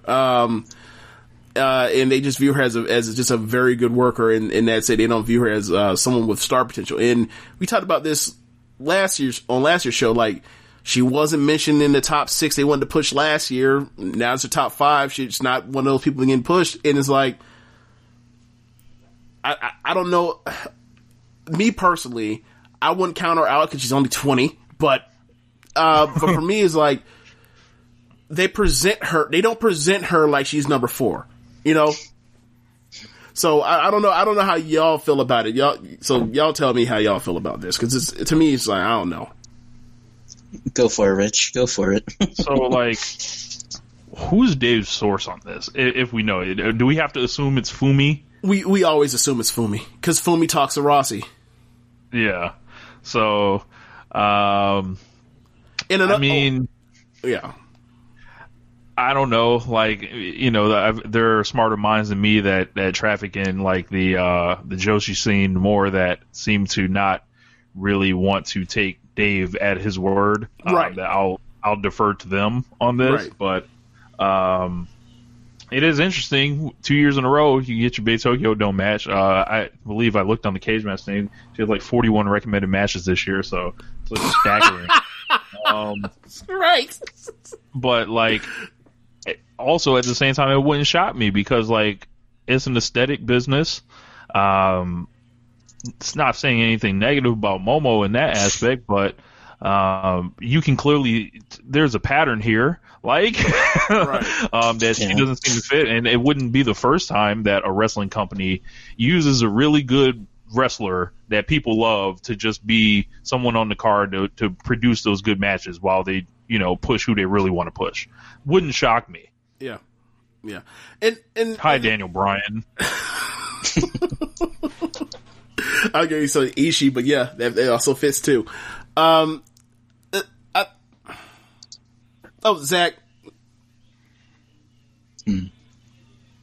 Zach, what do you think about the Momo story? Like you, I kind of I didn't really put too much into it. I know it's aesthetic, like you said, it's an aesthetic business, and I don't know if she's like not taking. I don't want to be bag it, but it's like she's not taking the cues from what seems to be like everybody else in the company, trying to better themselves. That's what I'm thinking of that. I don't know if this necessarily all started when Julia came over and clearly her transformation from what she looked like when she first came in or when she left Ice Ribbon to what she looks now is a complete 180. It's obviously Ida. She's now crazy, like muscular. It's not crazy, but she's in a lot better shape. I'm just like, I don't know if she's just taking the same cues as everybody else is, and clearly everybody who's kind of done that, they've clearly jumped up. They've had more key matches. They've won belts. I don't know if that's a correlation or anything like that, but I just like, I don't see why you wouldn't want to, but that's your thing. So I don't know. Again, it's hearsay at this point. I don't know if this is true or not. So right. But yeah, I think the thing for me that I don't necessarily care about is just like the talk about the number. I think the thing that really blew people up was the fact that like they put her at number 4 in the stable. And it's like she's clearly not number 4. Like, she has one of the highest win percentages in the company. Saya or Big Saya she has a losing record. Like, she gets fucking pinned all the time. No. At least not yet. Maybe in like 2020 or 2022 maybe, but not now. Not anytime near future. Like, so I think the thing for me is like, you know, the way she presented, like she's a white belt champion for, almost a year, like 10 months, something like that. She, you know, she won the tag league in 2018 and won the title. She won the tag league this year. It's, you know, she's put in title matches, you know, twice a year, right? So for me, just like, I don't really buy that, you know, I just think like they push her at a certain level. They treat her, I mean, I feel like, I don't think she's being quote unquote, you know, I don't think this is some Ishii type of thing. Like, I think this is more like, I guess the way I would put it is like, it's more like Goto than Ishii. So yeah, that's about right. Yeah, so I wouldn't. So you know, the real Ishii is Jungle. Yeah. So, you know, her body has not changed or whatever else, but like, you know, some other people are getting a big push right now that like body hasn't changed or body has changed and not for the quote unquote better. I'm not saying making any statements or whatever else, but like people, like these are young women, they fill out and like, I look at the people, you know, somebody one person in particular, and I'm just like, that person is filling out as like you would imagine a person filled out that was like, you know, kind of skinny or whatever else, and they grew up because they're now, you know, it's 2 years when they debuted, so it's like, and that person's getting the world right now. I don't really see people talking about that now. Like, it's fine, no one cares. Like, that person has, you know, done great. But like, but when it comes to this, is like people, that's the first thing people go to, and it's like, you know, I don't know how they're thinking about this, but like, she's a great wrestler. They put her in a position to have great matches. I mean, I don't know. Like, should she be on the top? Maybe it's a story, and you know, for years down the line for the red belt. But like, she's already been a white belt champion. She was 18 for fuck's sake. I don't know. If I'm not mistaken, there may have been somebody in our Discord. It might have been JML. I'm not sure. What up, JML? But he said, for fuck's sake, I think it was like they called her the ace a couple years ago. Right. So. Right. But is a couple years ago at this point. Yeah. Because this shit moves like, bro, like. It does. Now that like, bro, like, with everyone and this, I guess, is a good transition to the next topic with like, people were losing like to retirements and for other reasons. It's like nothing lasts forever. And it's like, well, this shit's moving at a pace that maybe we can't even estimate. So, like, who knows how long, like, Hazuki was gone, like, at 22. Shit, like, maybe they're phasing her down. I don't know. I think the thing is, I don't think they're phasing her down. They're just keeping her where she was at. So it's like, I mean, maybe at one point she was top, you know, 3 or whatever else in a faction or whatever, but like, she's still a faction leader, so she gets that protection. She has one of the best win percentages in the company. She challenges for titles. Like all these big shows we've had, right? Like the Yokohama show, then the Sendai show, then the Osaka show. And like, you look at it and it's like, she was in a featured match in every single one of them. How many of those did she win? She beat Himeka. So she lost to B. Type of top person, but sorry. I said I don't think that's anyone I would call any type of top person, but that's fair. But I would say that she'd be in the next tier after that. So like, and also like, you look at what they're doing with what they're about to do with this, you know, where it looks like it's headed with the Nanai and Yoshiko return. It looks like eventually we're going to get a tag match in Nanai and Yoshiko versus Mayu and Momo, and it's like, all right, well, she's going to be in like, you know, second from the top or third from the top on whatever gigantic show they do. Like, yes, she's probably taking the pin. I was going to say they need somebody to be a combo. I was taking a L. All this stuff lines up. I think they're more likely to go to a draw though between those four, because like they're good enough to go have a 30-minute draw or 20-minute draw or whatever else and call it a day. Yeah. So, but yeah, I get it. I just think like, being positioned, or being like the third or fourth best worker in the promotion, and then being pushed as the 6th, 7th, 8th best person in the promotion. Like, I don't really, I can't find a violin smaller. Mm-hmm. Like, I mean, I would love for her to, because her storyline is she's been chasing after the red belt ever since she lost the white belt. Like, I would love for her to eventually get it, but like, she's 20. Like, I can, maybe things change. You talk about how things accelerate over else. Maybe, I don't know, maybe Azumi surpasses her, by that point in time. I don't know, but I can wait this out before I lose my mind over, oh my God, this woman's not going to win this belt. It's like, I'm fine. Like, I like what she's doing. I would love for her to be. My real thing for her for this year would be like, for coming in 2021, be like her and Azumi tag champions eventually. That's really what I would like to be her objective and goal for her to reach this year. Mm-hmm. I don't know how y'all feel about that as far as like what you look for her 2021, or if there's anything to look forward to aside for some more good ass matches. I don't know. Yeah, we should probably talk about the departures next. Yep. So, man, so we talked about Hannah, but, also with that comes Kagetsu, Leo Onozaki, Arisa Shiki? What? Arisa Hoshiki, Itsuki, and Riho. You forgot one more. Andress. Cassandra Miyagi. That wasn't last year? Oh, you're right. That's right. That was she left. She left right before Donna Del Mondo. Yeah, now she's in nice. That's right. She did do. Yeah, remember they were teasing like they were going to make her a part of that team. Yeah, that's right. Yeah. So also Miyagi. Yeah. So add her to that. Right. I mean, I don't. Which ones you hurt the most for y'all as far as positioning and the future of the company? I mean. So I gave you a list. So that list plus Miyagi. For me, honestly, I think the biggest hit or biggest loss was probably Hazuki. I know she was basically like she is the high speed, tight. She is that division. Mm-hmm. I don't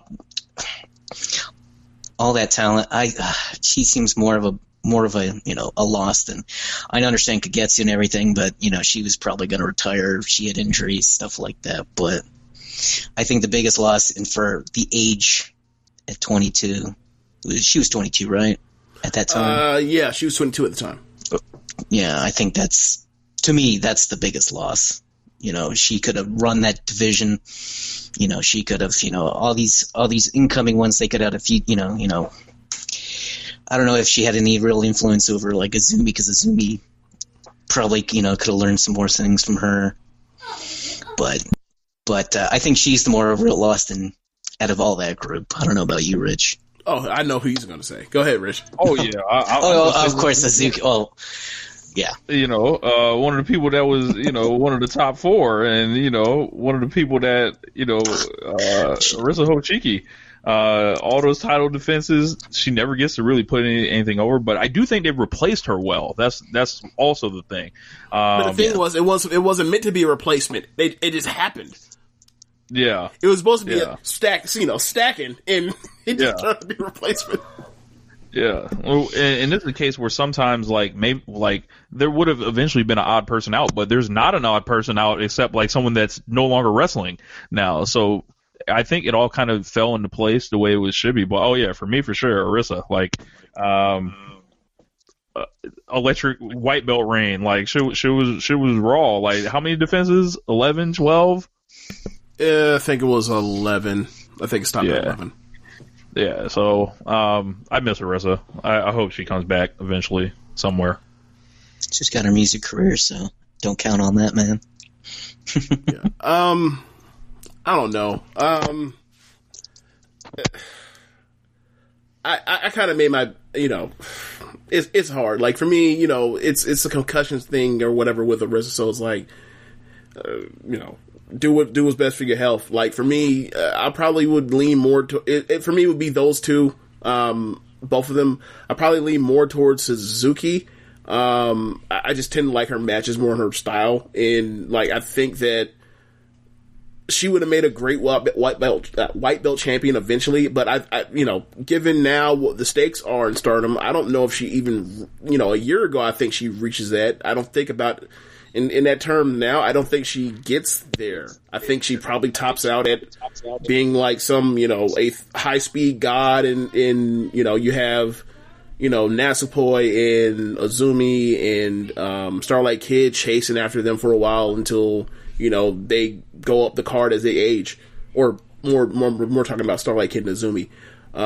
So I don't know, like with Orisa, I don't know what they would have done. Like, I think they would have had had the match with Julia, and then maybe she gets into tagging again with like Tam or something. I don't know. Like, I feel like it all came so fast with all these people in and out that at the beginning of the year that it's like I can't. Looking back even a year ago, is like my thoughts of what people would have done in this year were like so drastically different from what they turned to be, and I don't think that's necessarily a bad thing. I think like bringing in Donna Del Mondo and having them mop people up, and the only faction that can stand up to them is Queen's Quest was great. And in order to do that, like Stars had to eat a lot of fucking pins. Like Mayu didn't have a winning record this year in Stardom, and neither did Tam. So it's like, all right, what does that mean for Orisa after she loses the belt? Like, they move her to a trios deal. Do they move her to the tag division? I don't know. But it does feel like, damn, all these people like kind of like, was it just narrowly missing each other? And like that influx of talent, like an Orisa versus Shuri match would have been great, and a Hazuki versus That's like I like to see some of that stuff. Yeah, like a Hazuki versus Julia match, for a white belt title shot would have been great. Like Hazuki was so good in that fucking match with Orisa last year, or not last year, but 2019. That is like she could have done that, or she could have done something like that kind of job with Julia, and they would have been great. And both of them are so into wanting to brawl around that it would have been great. But things changed. But yeah, I guess we can talk about the people that did come in since we thought about it. Julia late last year, Shuri. I almost want to do like the Wu-Tang roll call. I'm not gonna do it. The RZA, the Jizza, Ghostface Killer, Inspector. I'm not gonna do it, but yeah, like the Julia, the Shuri, the Julia. Hey, that's how I talk about the Anna J. Julia. Yeah, but yeah, Donna Del Mondo comes in, and then you also have Mina Shirakawa from Tokyo Joshi Pro, as well as Unagi from Tokyo Joshi Pro. They came later in the year, like Mina came in October, Unagi came in November. I mean, we can't talk about, you just can't talk about this, about 2020 Charlotte without talking about Donna Del Mondo. In a way, like, given the departures, like, they pretty much saved the year creatively. I don't know where y'all want to start with, but just give me your thoughts on 2020's Donna Del Mondo. Donna Del Mondo is my new faction. That's my new favorite faction. Really? Queen's Quest was my old best friend. Now new best friends. Well, I still like Utami, but yeah, I like Queen's Quest a little bit, but not as much as Donna Del Mondo. That's just my thing. I know front of the show, Jeremy, I've told him many times that like I've followed Julia from Ice Ribbon. When she came over, I was pumped. Scandal aside with that whole point, but then you bring in, Micah, who I thought was a nice foil from, she always was like a kind of like a mini Utami when she first started out in JTO. And then you bring in Siri Kondo, who's, a longtime vet, who's just her career speaks for herself, which is, you got to have that, veteran with those two young star, up and comings.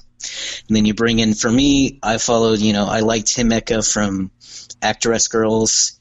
I liked her work when she was, teaming up with Miyuki Takase. I just liked her, and then the hard work that she's done to lose weight and get in shape to get into Stardom, and she looks great. She's her I think she's the heavy for Donna Del Mondo, which is, for me, every faction has to have at least one, and that power bomb. Ask Julia about and then and Saya Ida, and then of course, with the last edition of Natsupoi, you've got your high speed, you got your ones that's gonna run around, just have fun, even though it doesn't make sense having the rhythmic baton, but somehow for me it works. You've got your nice array, your nice diverse cast with Donna Del Mondo, and hopefully they'll bring up match quality just like Queen's Quest did, but to me they're my faction of 2020. Regardless of promotion, so.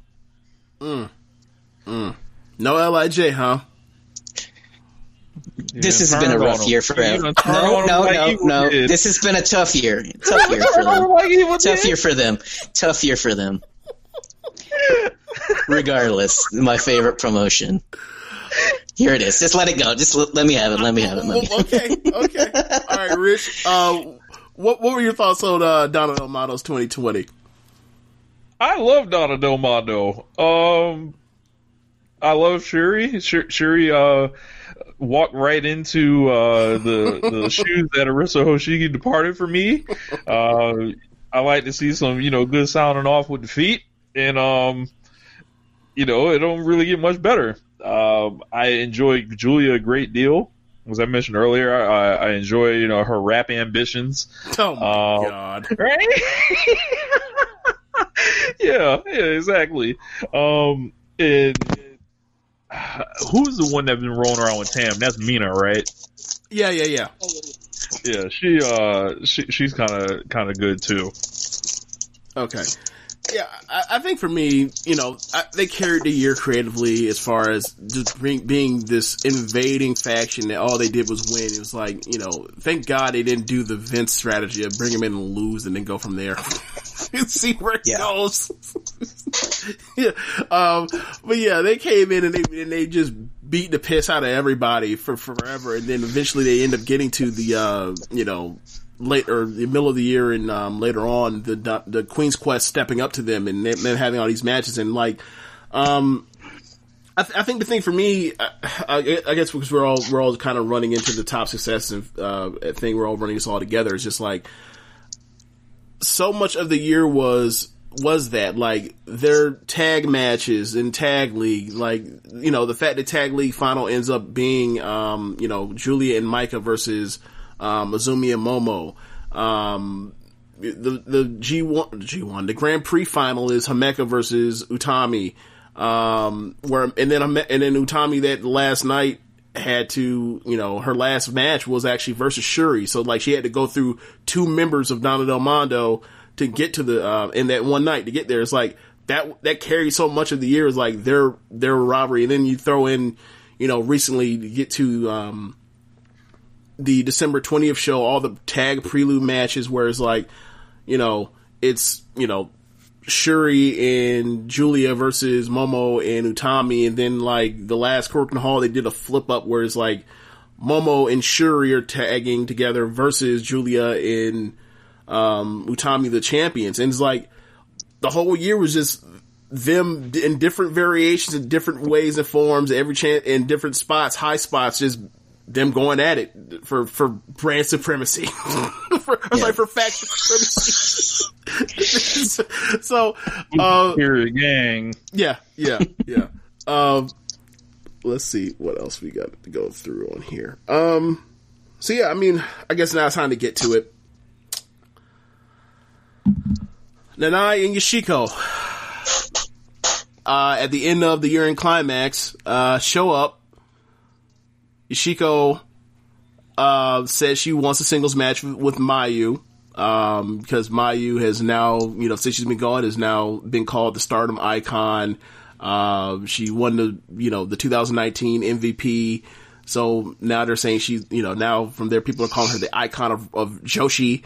And it, in a way, it kind of reminds me of aspects of when Brock Lesnar came back in 2012 versus Cena, where it's like, we were both from the same class, right? Like that 02, Ohio Valley Wrestling, 2011 Stardom's first class out the dojo. The first person they push was Yoshiko. The first person they push is Brock Lesnar. They both become the champions. The other person is the one that thinks may not make it or is going to get fired along the way. They stick around and they become the ace, right? And now this person is back.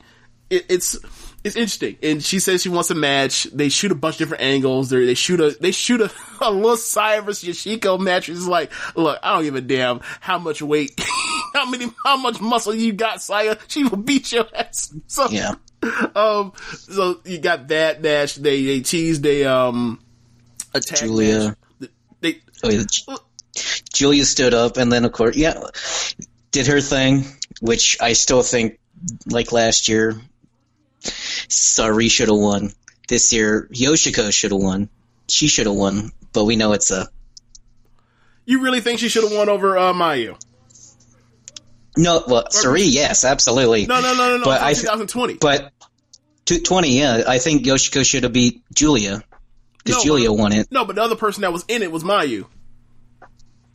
Yeah, I think she had a better year. And plus, in all honesty, that's just my opinion. And then, of course, Yoshiko's a better wrestler than Julia. Yeah, so absolutely. Yeah, I get it. Yeah, and then plus with the whole her TikTok, I think that should have put her over. It made her look, approachable and human instead of a monster in the ring. So, but continue on. Sorry. Yeah, and also, I've noticed it watching the not a nice return match on the 23rd, and also her in the going face to face with Mayu and the rest of Stardom roster. Like she's lost a significant amount of weight in like the last 6 months.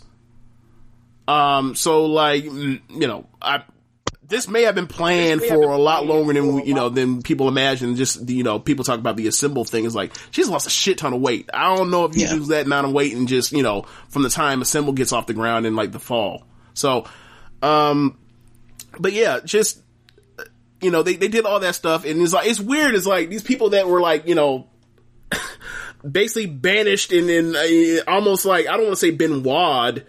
But like were people that like they would almost never bring up. They keep the Stardom history up because obviously they were champions and stuff like that. But like they were never brought up. I remember there was a time earlier in the year where Mayu brought out the old belt, the old red belt to carry around, and she was like, "This is the original belt that Nana had," and she was like, "Am I allowed to say that name?" After she said it out loud, right? And looked at Rossi, so it's like. I don't know, I'm not really getting into the part of, the machinations of how things turned around to this point because they're here now. But like, it is, I'm happy that they're back. Cause, I started watching Seedling last year. The match is fucking incredible. Like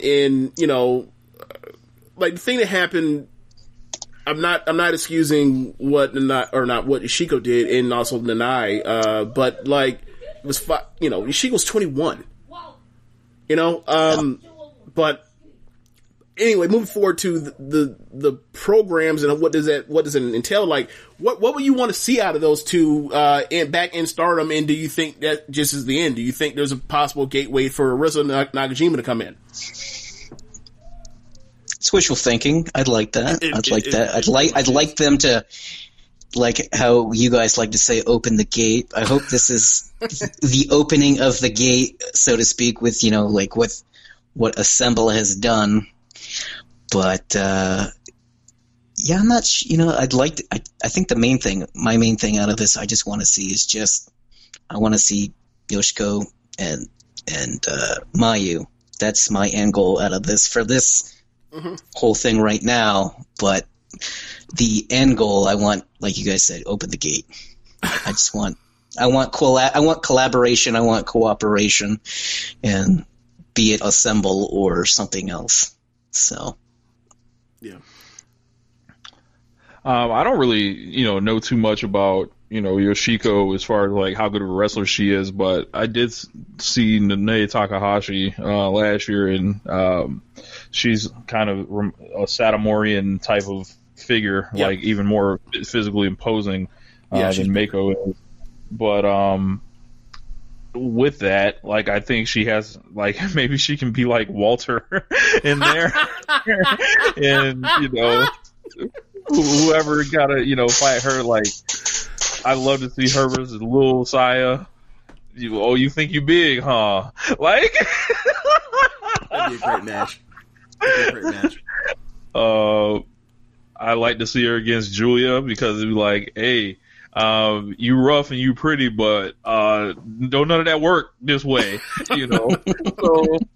So, and then maybe she can put her hair on the line again. I don't know if it grew back already. Yeah, it's back. Yeah, okay. She grew it out from over the last year. Like, she normally keeps it short anyway, but like, when it went buzzed, when she lost that match to Arisa Nakajima last year, or 2019. Hey, we need to get Nanai some wins, so we can go ahead and give her Momo Watanabe, and get her a big win. That was a big interaction part. Like, she goes face to face. They showed the show ends, the year in climax. They show a recap of the year video that goes like a minute or two long. Then all of a sudden, like, Yoshiko and Nanai just walk to the ring, like the crowd like gasp. They're like, what the fuck are they doing here? We weren't expecting to see these two here ever again. And they come to the ring. Yoshiko goes straight to Mayu and says, all the stuff I said about, you want to call it, they're calling you the icon of Joshi wrestling. Really? I want a match. And like, Lil Saya gets in between them and looks at her and says, don't you dare put a hand on Mayu. And like, she was like, I will murder you. So, then they were talking like, look, like this, they're basically like, this shit is too soft. More or less like this crop of people in this company is, it's soft. So the next thing you know, Julie gets up and she like talks to Yoshiko, was like, oh, it's the runner up in the Tokyo Joshi or the Tokyo MVP award. And then like all of a sudden, next thing you know, like Starlight Kid snatching the mic out of Julia's hand and was like, go sit down. No one gives a fuck about that fake award. So then like they tease like they're going to do a Yoshiko and Nanai match versus Starlight Kid and Saya, which is like, oh my god. Yeah. Definitely do that. A tag team version of, that'd be like a tag team version of Lance Archer versus Marco Stunt. It really would be. It'd be awesome. I want to see it. But then after that happened, like, Momo got into the ring because she was off to the side of the ring, and it was like, grabbed the mic and talked to Mayu. It was like, it looks like this is a Stardom problem. That we have a Stardom problem on our hands. So like, how are we going to handle this, Mayu? And they basically tease like they're going to do that big tag match, and that will eventually lead to, or end off with Yoshiko versus Mayu. And like, for me, like, I like all those matches proposed, but quite frankly, I'm more interested in what Nanai might do than Yoshiko. No shade, because Yoshiko's going to go out here and give you, you give her, the time, she's going to give you a 4.25 match, a 4.5 star match. But like, I just tend to like Nanai's more my favorite in Seedling. So, that's maybe just a personal thing. Like, cause I want to see like, you talk about that tag match, like, as much as like Mayu and, Yoshiko would be great. Like, I probably think that a Nanai Momo match would probably end up being better. True. Yeah. So, I mean, we'll see. Whatever they do will be great. It'll be great to see, cause also the part where Momo mentioned, like, I'm not the same Momo when I was a little girl, when I was like 15, that you knew, like, I'll whoop your ass. like she made it. She, like, I am no longer little homie. Yeah. Like, who was it? I can't remember who was like, you're not finna little bro me no more, like, or little sis me no more. So I thought, I'm interested to see what they do. Like, and I hope it's, I hope it's a little bit more than what they did with Marvelous, where like, Takumi came in for 3 matches this year. I thought, maybe that got, scaled down some because of, COVID or whatever else, but like, we saw, they opened the door for Marvelous. They opened the door for Sealand. Like, maybe, I don't know. I don't think they'll ever do Tokyo Joshi Pro or Ice Ribbon, but like, it'd be cool to see some other people around that are like dope ass wrestlers. You're not going to get Suri. That's never going to happen. I know. Rich, you're right about that one. What? I remember you were like, that all of a sudden, like, she was scheduled to that first Takumi match with Mayu was supposed to be Suri, and then Suri dropped out. And you were like, someone got to her and said, don't do that match. Yeah. Like, she's in Seedling, and she's the tag champ with Yoshiko. How come she didn't hop her ass in the car and go with them over to Korakuen Hall for the year-end climax? Politics is usually wild. There you go. Joshi politicking. It's crazy. So, I mean, I guess we can talk about like what we predict for the future for next year or for 2021. Like, what do you see for Stardom, as far as like, roster positioning, people winning belts, people winning tournaments, or what do you want to see? I don't know about tournaments yet, but my first thought, what I can see Stardom definitely doing is more, lack of a better term, poaching. I can see them doing that more. Who? I don't know. I don't know if they can talk more folks away from freelancing and more into, a full-time gig, but we'll see where that goes. But tournament-wise, I could not. I don't know off the top of my head. Do you have anybody pegged as like they're going to be the the successors for Utami or Julia or Azumi or Honestly, I'd like to see Shuri jump into a white belt. I'd like to see her with the white belt. Red belt. I don't know. Let's just say, for fun, how about Yoshiko? No, just kidding. But can you imagine an outsider if she became champion again? Like the last match she ever had in the promotion was she shot on somebody because she may or may not have been losing the red belt, and then all of a sudden 6 years later she's the champion again. That'd be hilarious. Pretty much Western Stardom fans would collectively all blow their shit like they already are now. But yeah, they would do it 10 times as hard. Like, but yeah, what are they going to do to her? Make her cage match rating even lower than 4? Exactly. Exactly. They're gonna sour on her on Twitter. Who knows? Wishful thinking on my end. Yeah. I want to see Azumi get elevation. I believe she's over 18 now, if I'm not mistaken. Yeah, she's 18. Let's get it started in here. Let's see her and Julia run it. Let's see her start. Getting these big feuds and maybe get her hands on a belt. And it's good. She's got the high speed stuff, but like let's get to the the red or the white or in position for it. Okay. I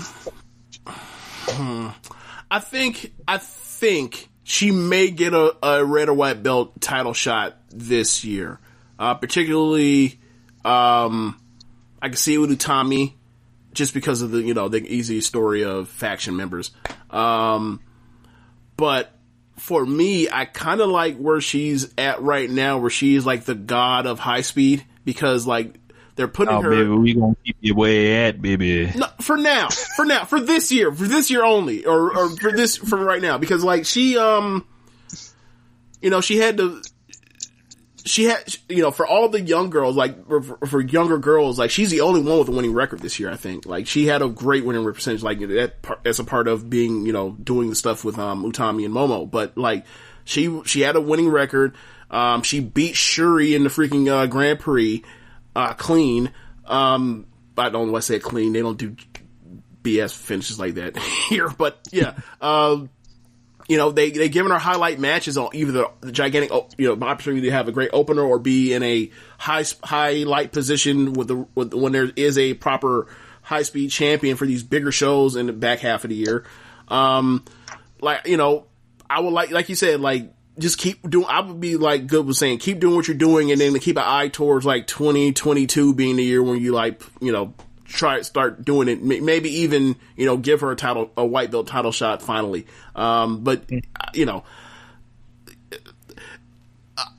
Just stay for give me 5 years, Azumi. Please give me 5 years. Do not fucking bounce out of here you know what? I'm going to college. Oh my God. Please don't. Please, listen to them. Don't go to college. Fuck them student loans. Don't you forget those student loans. I have no idea how that even works in Japan as far as having how students pay for school. I have no idea. But yeah, just, that's what I want. Anybody else in your mind as far as like winning a tournament or winning a belt next year that you either want to see or can see or can predict or want to predict reaching it? Maybe B can get a white belt. It got complete. Done held the SWA, done held the red belt, done been a tag champ. Got to complete it. Oh my God! In a trios champ. Oh my, they be so in the trio, let's get it. The 2019 Stardom Radio Wrestler of the Year. All that. Add to the trophy case. Oh God. The only thing I can think of, maybe I'd like to. Now that I think about it, maybe let's see how Lady C. If she can improve drastically. Maybe I'm hoping, like I said, hopefully Steel can own Steel. She's not Steel, but I'd like to see her use her height. If Lady C has win that Futures title, whatever it's called, right? If Lady C has, let's say, I don't even know what the over under would be, but. If she has a number of good matches next year in 2021, I think she should almost be like a lot to be most improved wrestler in the world. Like that did not look good at all this year. That's a better title that she should win, most improved.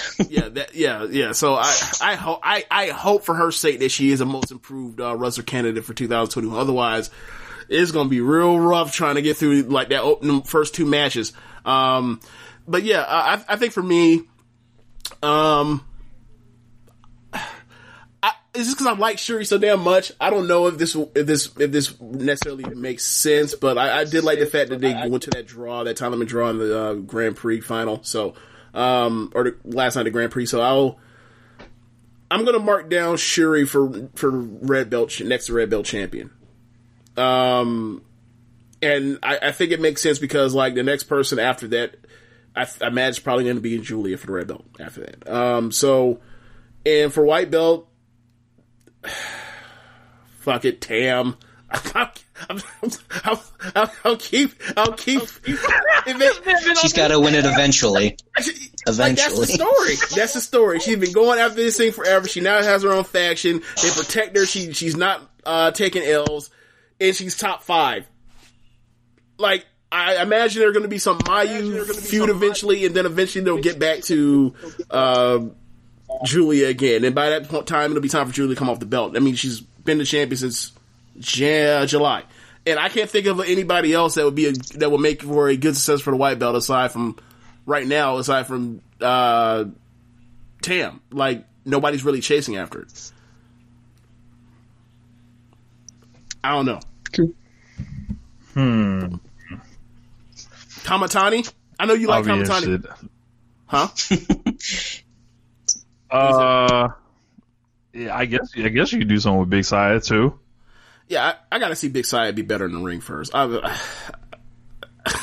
want to say she's a spot monkey, but like, 'cause she has more skills in that, but like, she's not good at the grappling yet. It is in. I feel like she's gonna be a star in like 3 years, right? But I don't know about. It's still a progress to reach that point. I see what they see. Like, she has a chance to be like, just because she does stuff other people just don't do, since like EO, really, as far as like doing the flying, that kind of flying stuff in Joshi. So I can see what they see, but it's just not there yet. And you see how when they put her with Azumi and Momo and Utami to try to, have her in good matches to try to learn. Like, they're giving her the Roman Reigns treatment, like Roman Reigns and Shield. Yeah. It's like, you're young, you don't know what you're doing. Go out here with Seth and Dean and learn. Like, so I imagine, like, I see the fruits. Like, I see what it can be in the future. So I'm not saying, All we gotta do is stop her from doing the dance on the way to the ring, and I think they already did that. So. Yeah, she's cut down on the dancing in a big way. Yeah. So, I mean, at this point now, I guess we go out and talk about our top 10 favorite matches of 2020. So, all right, Zach, go ahead, jump it off. Yeah, so Zach, you give us your 10, and then we'll give our 10, and then you give us your 9. I'm not gonna lie, I have about 9 matches. I couldn't think of another one off the top of my head, and I'll just list them. Are we just gonna go one at a time, or just shoot them all out? One at a time. Okay. One at a time. In no particular order. For me, it's... Hold on. How about we skip you? Okay, you can skip it. Since I got 9. In order. No. Okay. It isn't order. So I'll start with number 10. James will give number 10. Then you'll go to 9, and then I'll come back with 9. This man. All right. Not one other match he liked in the Stardom. Only 10 matches all year, right? All right, number 10, the 5-way match between Riho, Starlight Kid, Hanan, Hina, and Saya Kamitani. This was a goofy, dumb comedy match. And, I love seeing Riho. I didn't get to see Riho enough this year. Hopefully that gets rectified in 2021. But this was goofy fun and like something you would have seen in PWG. Number 10 for me, Momo Watanabe, Utami Hayashishita, Inazumi versus Julia, Shuri, and Maika for the artist belts back at the February Korakuen Hall on, I think, the 8th. This was the title change where Dano becomes the Trios champions for the majority of the year.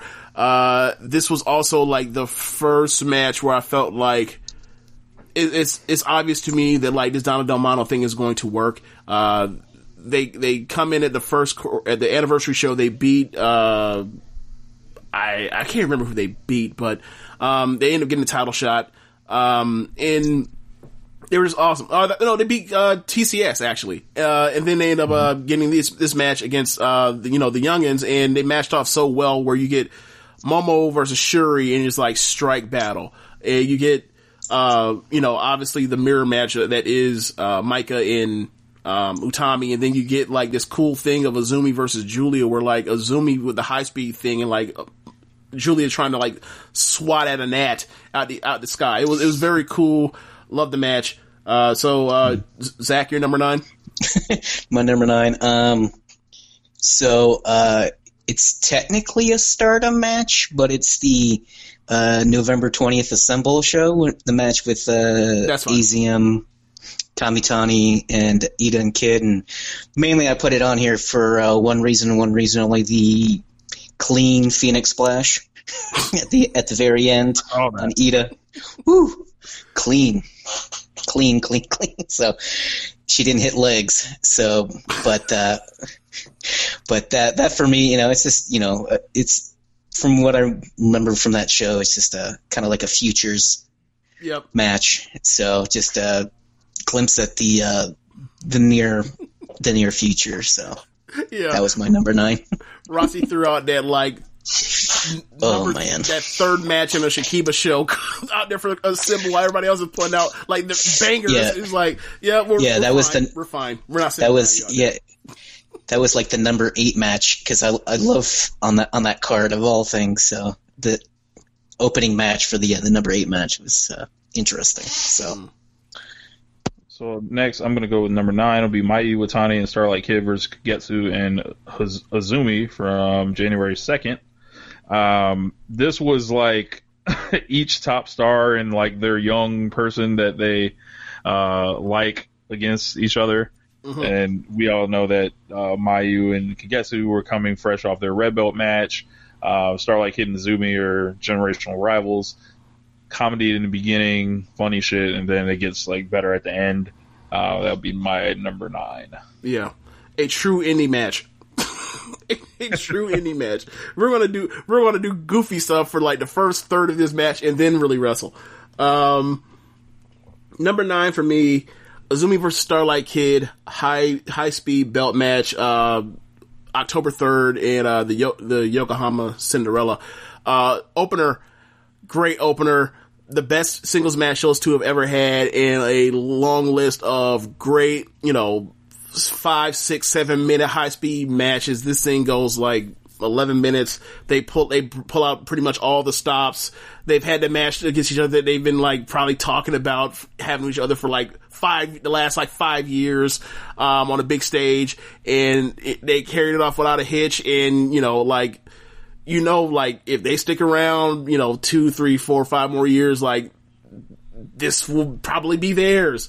Given like they're not getting, they're no longer at the kids table anymore. This is now like they're in this. So, it was a great, rite of passage almost.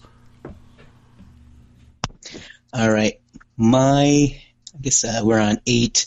My number 8, I had, for me, I'll put Saki Kashima versus Mayu from the 3-8, right? Yep. The empty person. If anything, match was okay. Match-wise was fine, but just everything around it, like Mayu going crazy, Liger on commentary,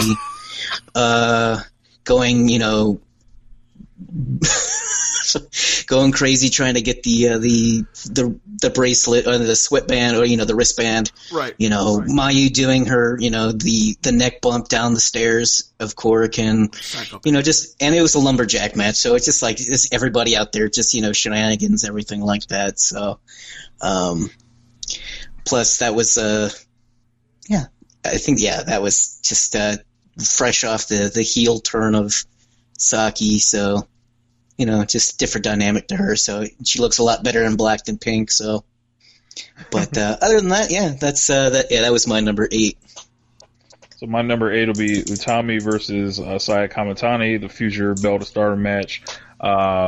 This was a match like everyone pretty much assumed like Utami was about to drop this shit to go on to bigger and better things, but nope, she beats her anyway. And this is kind of like Saya's graduation into like, out of young girlhood. And she's kind of been someone to watch, I think, after that. But Utami, Big U stands tall. Yeah. In an incredible post match too. Incredible. Yeah. Number 8 for me, Mayu Iwatani versus Starlight Kid, day 2 of the Grand Prix. The best way I can explain to this match someone that hasn't watched it or someone that does not watch Stardom is, imagine if there was an episode of Batman the Animated Series where Batman is in the Batcave training with Robin in hand-to-hand combat, and Batman shows no mercy to his young ward. Mayu kicked the shit out of Starlight Kid, and Starlight Kid had all these great spots, and mostly based around trying to break Mayu's neck in this match. It was a great match between, senpai, kohai, teacher, student. It was just a fun match. All right. My number 7, this is a tough one. I'll probably put in the Queen's Quest versus Donna Del Mondo, the 724. That I believe that was the one where they ended in a draw. Yep. Just I don't know how to explain other than it was just fun just seeing dynamics of two different factions just beating the piss out of each other. So having fun, and of course no one can go over clean, so it's just time limit draw. But if you haven't checked that one out, definitely go see that one. Up next, I will go with, and this is number 7, right? I'm going to go with Arisa Hoshiki versus Bea Priestley. So this is a match I wanted to see for a long time. 2019's top 2 champions, mostly. Okay. I thought you were going to make a 2019 Stardom or One Nation Radio. One Nation. Your joke again. I was like, God damn it, again. All right, go ahead. Sorry, go ahead. I mean, B did carry that into the match, you know. Thank you for bringing that up, man. If I have this correct, I think this was Arisa's last defense. It was a good enough match, so that definitely can take its spot here. Yeah. Yeah, that was her last defense. That was on that same show. Like, think about it. You had that match. You had the that Queen Quest Donna Del Mondo trios, and then you had Takumi versus Mayu in the main event. Like, that's 3 good ass matches. So yeah, number 7 for me, Mayu Iwatani versus Momo Watanabe versus Konami, triple threat match from July 12th in Shinkiba. This was when you see the lineups after the restart, and you see, and you're like, what the hell is this? Why is that even there? And like, it could be good. And then you watch, it's like, yo, this is fucking awesome. Like, I think the highlight of the match is Mayu has Momo up for a tombstone pile driver, and then Konami, who was out the ring, comes back to the ring and lands a head kick to the back of Mayu's head, and basically quote unquote knocks her out, and she drops Momo right on her head, and as she like falls forward, it was just an incredible spot. There's so much great stuff in this match, but yeah, basically it's 15 minutes of just pure fire. All right, for my number 6, I had just recently from the 12/20 show. I think that was Osaka Cinderella Dream. I think that was it. Yeah. But it was the Saya Ida versus the triple threat Saya Ida Maika in Saya Kamitani match. Basically, they whooped each other's ass, especially that power, that buckle bomb, that first off, like that headbutt that Saya Ida gave. That Saya gave Maika, and then turned that into the power bomb, and basically she was done for the rest of the match. And then what was the other move? The other move that Ida did was some weird. Was it the DDT? I think it was like a DDT, but she basically spiked Tall Saya's head into that mat, and just seeing her like that match was great. And then obviously she wins the belt, and then her raw emotion afterwards. So yeah, that was my my pick. Yeah, a great post match. Yeah. All right, what number is this? 6? This would be 6. Yeah. Number 6. I'm gonna go with I'm gonna go with Mayu versus Joan for the red belt defense. I like this match. I didn't go as high on it as I have a feeling this may appear later on in the show, but this is very physical. This stands up for me. Everyone always, you root for Jungle Kiona to win, but she never does. And she ends up getting, I think she got injured in this match, if I'm not mistaken, or shortly after. She got injured in October. So okay. It was a little after that. So that's my number 6 match. Okay. Number 6 for me, Mayu Iwatani versus Tam Nakano, final day of the Grand Prix. Both of them are alive, and it's up to one of them to shut the door on each other.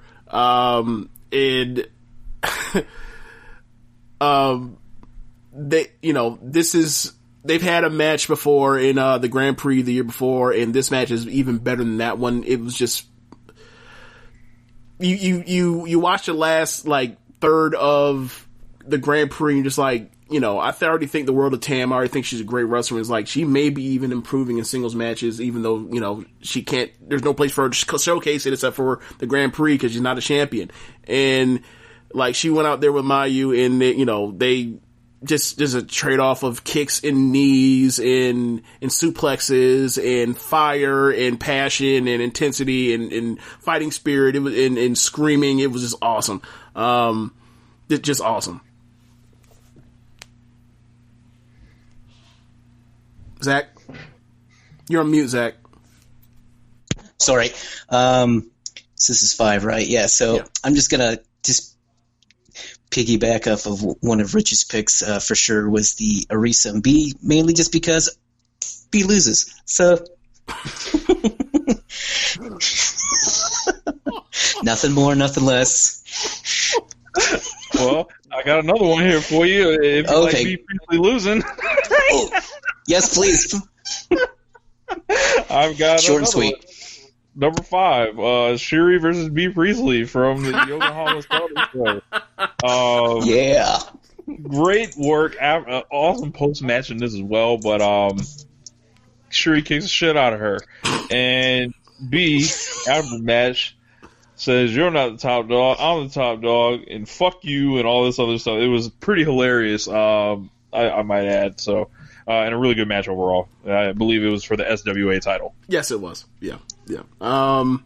Number 5 for me, Julia versus Tam Nakano, Grand Prix, day 6. This is in that stretch run where, like, Saya Kamatani and Tam are having, like, great matches in the back half of this tournament. This was the second match between Tam and Julia, and this is so much different than the first match, where the match went for length. It had, you know, the ultra mini microscopic version of the Go Shiozaki stare down, where it goes for a while and then they, you know, wrestle, you know, almost 30 minutes. This one is like 13 minutes, 14 minutes of them just like taking everything they did, putting to the side and say, forget that story we told. Let's just show everybody and remind them how much we hate each other and basically go haggle or Hearns on each other for, like, you know, a quarter of an hour. It was phenomenal. In this match, Tam gets her W to, at that point in time, even it up to 1-1. So you get the rubber match in Yokohama on the 3rd of October. All right. For my did I do it again? All right. For my fourth one, I picked Utami versus Mayu from November 15th. Just the transition, she's finally champion. She's come a long way. Just brutal match. I know Mayu did several neck bumps that she does, but it's just that Utami's come a long way since I first saw her when she won. I think she had won the Futures title when I first saw her in person. The Futures title back in the 1-3-19 show where she beat Kid, and it's just crazy to see how far she's come in the 2 years now. Yeah, that from when I saw her. So I'm just pumped. Great match. Yeah. Number 4, Julia versus Tam Nakano, their first match. I've been since told that their second and third matches were even better than this one, but this is the one that I saw and just was over the moon for. 28 minutes of hate, beating the fuck out of each other. Ends in like I think it's a draw, if I'm not mistaken, or it's Julia passes her out. Yeah, Julia like submits her and passes her out after 28 minutes. That's what I remembered about it, and it wasn't like I think I heard people that were saying this it went too long and stuff, but I didn't get that feeling at all. Like it was perfect for me. Yeah. I thought this was a hell of a match, and I couldn't recommend this one more. Yeah, there are people that just that still in that place where they think Tam can't work and neither can Julia, and it's like, are you watching like from 2 years ago or something? But I do like that storyline. B was like, Tam would rather die to give up the white belt. Like, no. Well, we're on number 4. So, for me, Julia versus Tam Nakano, white belt match, Yokohama. This is the final match. This is their best match. This is the match where they pull out literally every trick in the bag they had over what they've learned wrestling each other from the end of June to that point. 4 months of just fury. And they put together just the best of both of their matches and melded very well. Just Tam's excellent storyteller. Julia has the physicality, has the want to, like, I think that, like, even now, like, there's so much room for improvement for her that, like, she could be even better in 2 years than what she's doing now, which is already damn good work. And, this feud for me was my favorite feud of the year. So this their best match, their most important match, their most storied match. They go out there and set fire to the building. All right. For my, and I'll build off that, I think my favorite match, my number 3, my favorite was actually the Tam Julia match from, I believe that was the 9/13. I forget what night that was of That's the Grand Prix. That's the Grand Prix match. The Grand Prix. Yep. Yeah, I remember that was one of the ones I know you definitely recommended me watching, and I'm watching that, and I just remember how physical that was, how grunty that was. Overall, like you said, like of the 3 matches they had this, like the 3 big matches they had this year, like I thought that one was my favorite. So of those 3, so I went with that one. It's definitely the most efficient. Grunty. Get out of here in 13 minutes. Yeah. Exactly. Up next, clean. I'm gonna go my number 3. I'm gonna go with Utami versus Mayu, the title change. I just remember this closing sequence where Utami just looked like a fucking killer. She was like, she kind of, as Jeremy termed, like how Will Ospreay finished off Shingo. Right. She did like the Mortal Kombat combo of big moves, like all these big power bombs and shit. And I was shocked because I was unspoiled on this and didn't. Might have been mowing through the fucking division or the fucking promotion, not division. So I was like, oh man, like that was like my reaction to it. So definitely highly recommended, and that finishing sequence is awesome. And based on my number 1, it was like, well, it's about time. Like you did all this surviving, couldn't survive this one. Right.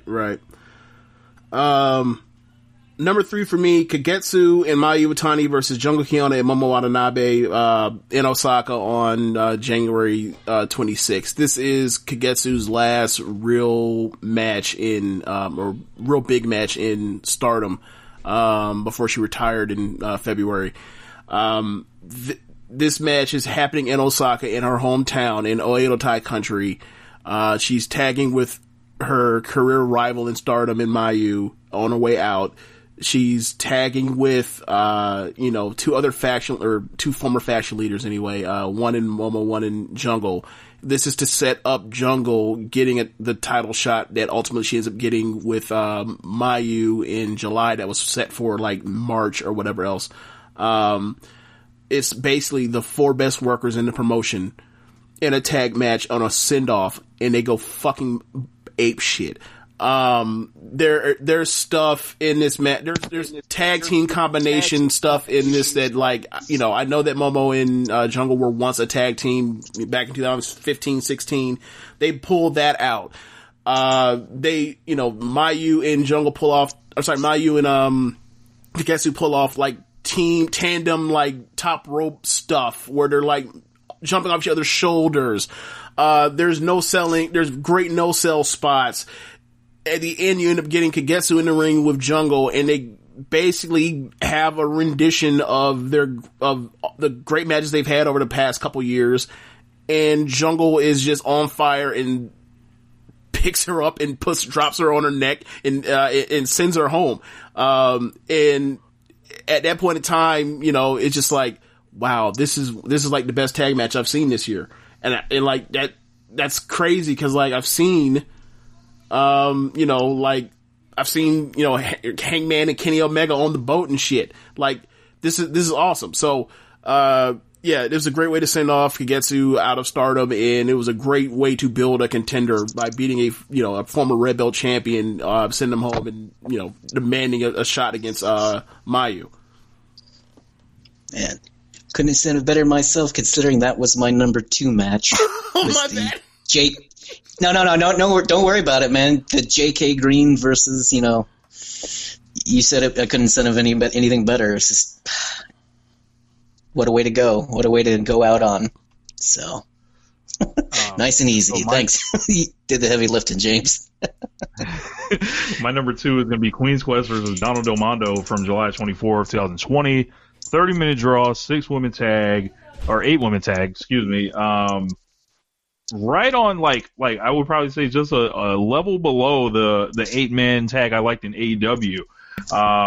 And they came out here. My favorite part, of course, was Momo and Shuri just beating the shit out of each other, kicking and all that. And I thought all the wrestlers in there worked really hard. And this was like a 4.5-star match to me. This was like I didn't even mind that it was a draw, which is like, you know, it can happen. You know, like there can be times when you get a draw and you're like, you know what, I'm completely satisfied with this. Yeah. And this was one of those. It's rare, but you have to have like, you know, talents that are able to do that. So this is just part of more Donald Del Mondo being awesome, and Queen's Quest has always had good wrestlers. So yeah.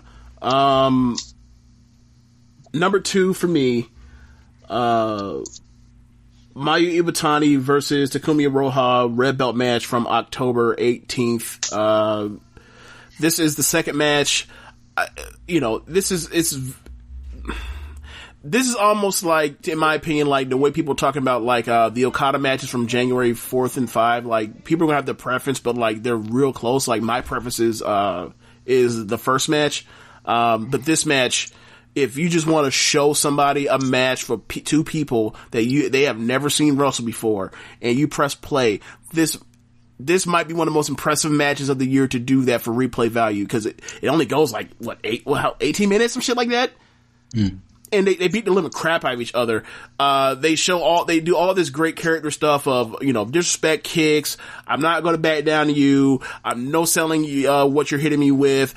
I raise the level of the violence up. We don't care about our necks. We don't care about our faces. They beat the living hell out of each other. It was an awesome match. I feel like this was like the best non-EO match I've ever seen, Mayu in. Well, James, it's funny you say Takumi Iroha and Mayu Iwatani, but I went for my number 1. I went the one in February, just to build up with, you know, the appearance of Chigusa come in, you know, and then it was originally supposed to be Suri versus Mayu, which would have me all pumped up. I remember I was talking mad shit, saying, "Oh man, Suri's gonna win this." And then obviously she pulled out, and they had an even better opponent come in for her. And just the fact that I just love that, was it in the prelude up to the match, you had Chigusa trying to teach Mayu how to do the I forget the name of her power bomb, but the running 3, and and in my head I'm just imagining, how is this scrawny Mayu Iwatani gonna pick Takumi Iroha and do this running 3? And boy, oh boy, I was pleasantly surprised when she tried it. She was trying to do it, couldn't do it. Right. Iroha, Takumi doing it, 1, 2, 3. So I love that match. I think, that was definitely my number 1 Stardom match. It was going to get better with Suri, but it got even better with Takumi, so you can't go wrong. Yeah, man, ain't no shock. I don't know if I'm gonna be cheating by doing this, but it's Mayu Iwatani versus Takumi Iroha on a different day. Either one of them can work. Yeah. But I'll just lean it, like, those are the top. That's 1 and 1A. Yeah. I'm not going to choose between them and all that. But if I had to only take one, I'll take the second one. I thought Takumi was a motherfucking monster in this match. I thought Mayu showed incredible resilience and, shotgun like. You needed the gun to beat Mayu that night, and you couldn't. And inside the ring, outside the ring, I was happy I got to discover Takumi Iroha this year, because I love her entire style, her presence in the ring. And Mayu this is like, you import a big opponent. This is like, if you're a fan of Mayu Iwatani, like, these are the things you ask for. Like, bring somebody in here that I can just tear it fucking down with, that I can either lose to and then do a title match and do a program with. This and the prior history, it seems like they had with each other, it all like blends in. This was like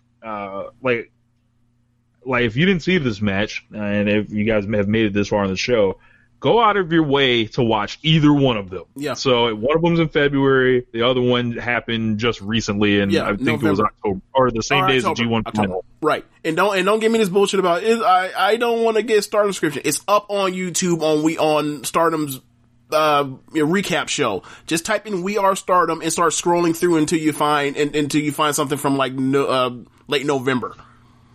Yeah, go out of your way to see this, and quite frankly, I might have to rearrange my my 10 best overall matches, because I have to get one of these in there. Yeah. Okay, so number one for me is Mayu versus Takumi, the first match. The thing for me is like these matches work out so well together because like the matches are different, but they pair well together as far as like the storyline plots of number two. Like number one is the red belt champion, is the top star in the company. She's on top of the world. She just beat she beat B for the white or the red belt back in November. She sent off and beat her longtime career rival, or one of her career rivals, in Kagetsu at the year-end climax. She beats this young up-and-comer that's kind of been chasing on her tail, right? At the anniversary show in Momo. She gets a match that gets, changed from Suri to Mayu. I'm sorry, to Takumi. Takumi comes in and basically just dominates her in a stunning fashion for this dominant champion, this promotion, for someone to come out, this foreign entity to come in here and just beat the living crap out of her for most of this match, where Mayu is just like getting just ragged all over the place, just thrown around, thrown for Gumby's neck to stretch in a way to where you didn't know Gumby's neck could go that far. It was crazy with that one of the German suplexes. She's getting just completely head bounced like a like a basketball from some of these power bombs she's taking and surviving. She's only surviving by hitting some of these big counters at times, and hitting like crucifix bombs, or turning running threes into Hurricane Ranas, or running power bombs into Hurricane Ranas at the last second to stave off this unstoppable monster. She's mounting these big. Or Mayu's mounting these big shots and forearms from underneath to try to like take out Takumi. Takumi's like sells it for half a second and then goes back to smiling because she's like, pathetic. And by the end, after she's been kicking at her ass by bouncing her head like a basketball and tearing up her bad arm, her bad shoulder, Mayu finally gets an advantage for a split second and goes to, as Zack talked about, the running three power bomb being taught to her by Takumi's mentor. She goes for that power bomb, and because of that arm work and the weight difference, Mayu's not strong enough to carry her off. When she has the one chance in the whole entire match to actually put her away, she caves underneath it. Takumi gets back up, power bombs her on her head, basically scoops her carcass back up, power bombs her again, and stacks her up and pins her. It was dominating fashion. It was like the peak Lesnar like run shit of like someone getting their or whooping someone's ass in an awesome fashion. Except way better. I love this match. I thought Takumi was fucking sensational. She's somebody that I thought was great. And it's like, nah, she's even better than great. Like, she's one of the very, very best wrestlers in the world. She's in there with someone that's on her level. This is the shit that can be done when you pull out, like, the peak aces in Joshi, to do their thing, and they want to do their thing at that time. And it's like, this is probably these two were probably like the two best matches. I didn't get 5 stars this year, in my opinion. Mm-hmm. But I, they're that close to where, depending on the day, like we were talking about with, in my opinion, although people have different opinions, but like we were talking about with Chad on the AEW review, like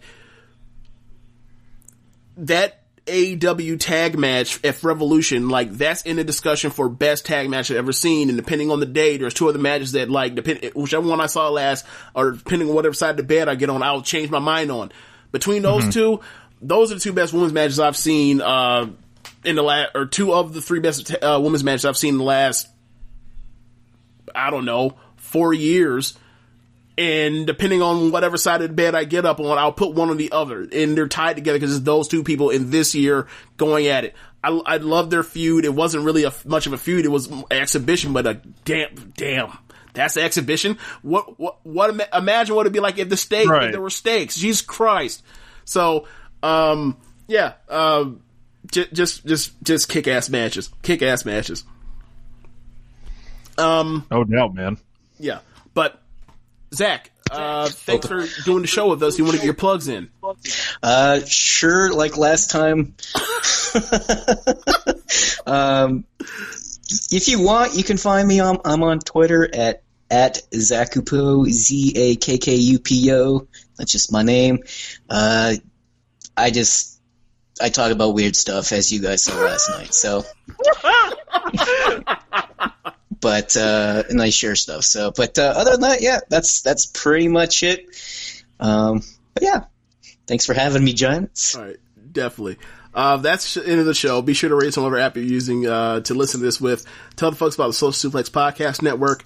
Be sure to visit ProWrestlingTees.com/Social Suplex and pick up some official Social Suplex Podcast Network merchandise. And be sure to check out all the shows on the network. On Sundays, we normally have this show, One Nation Radio. On Tuesdays, we have Keepin It Strong Style. On Wednesdays, we have the Ricky and Clive Wrestling Podcast. On every other Wednesday, we have Roman Watch This Shit. On Thursdays, we have the Grave Consequences Podcast. On Fridays, we have 8-Bit Suplex.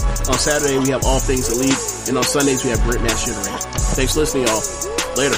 Peace.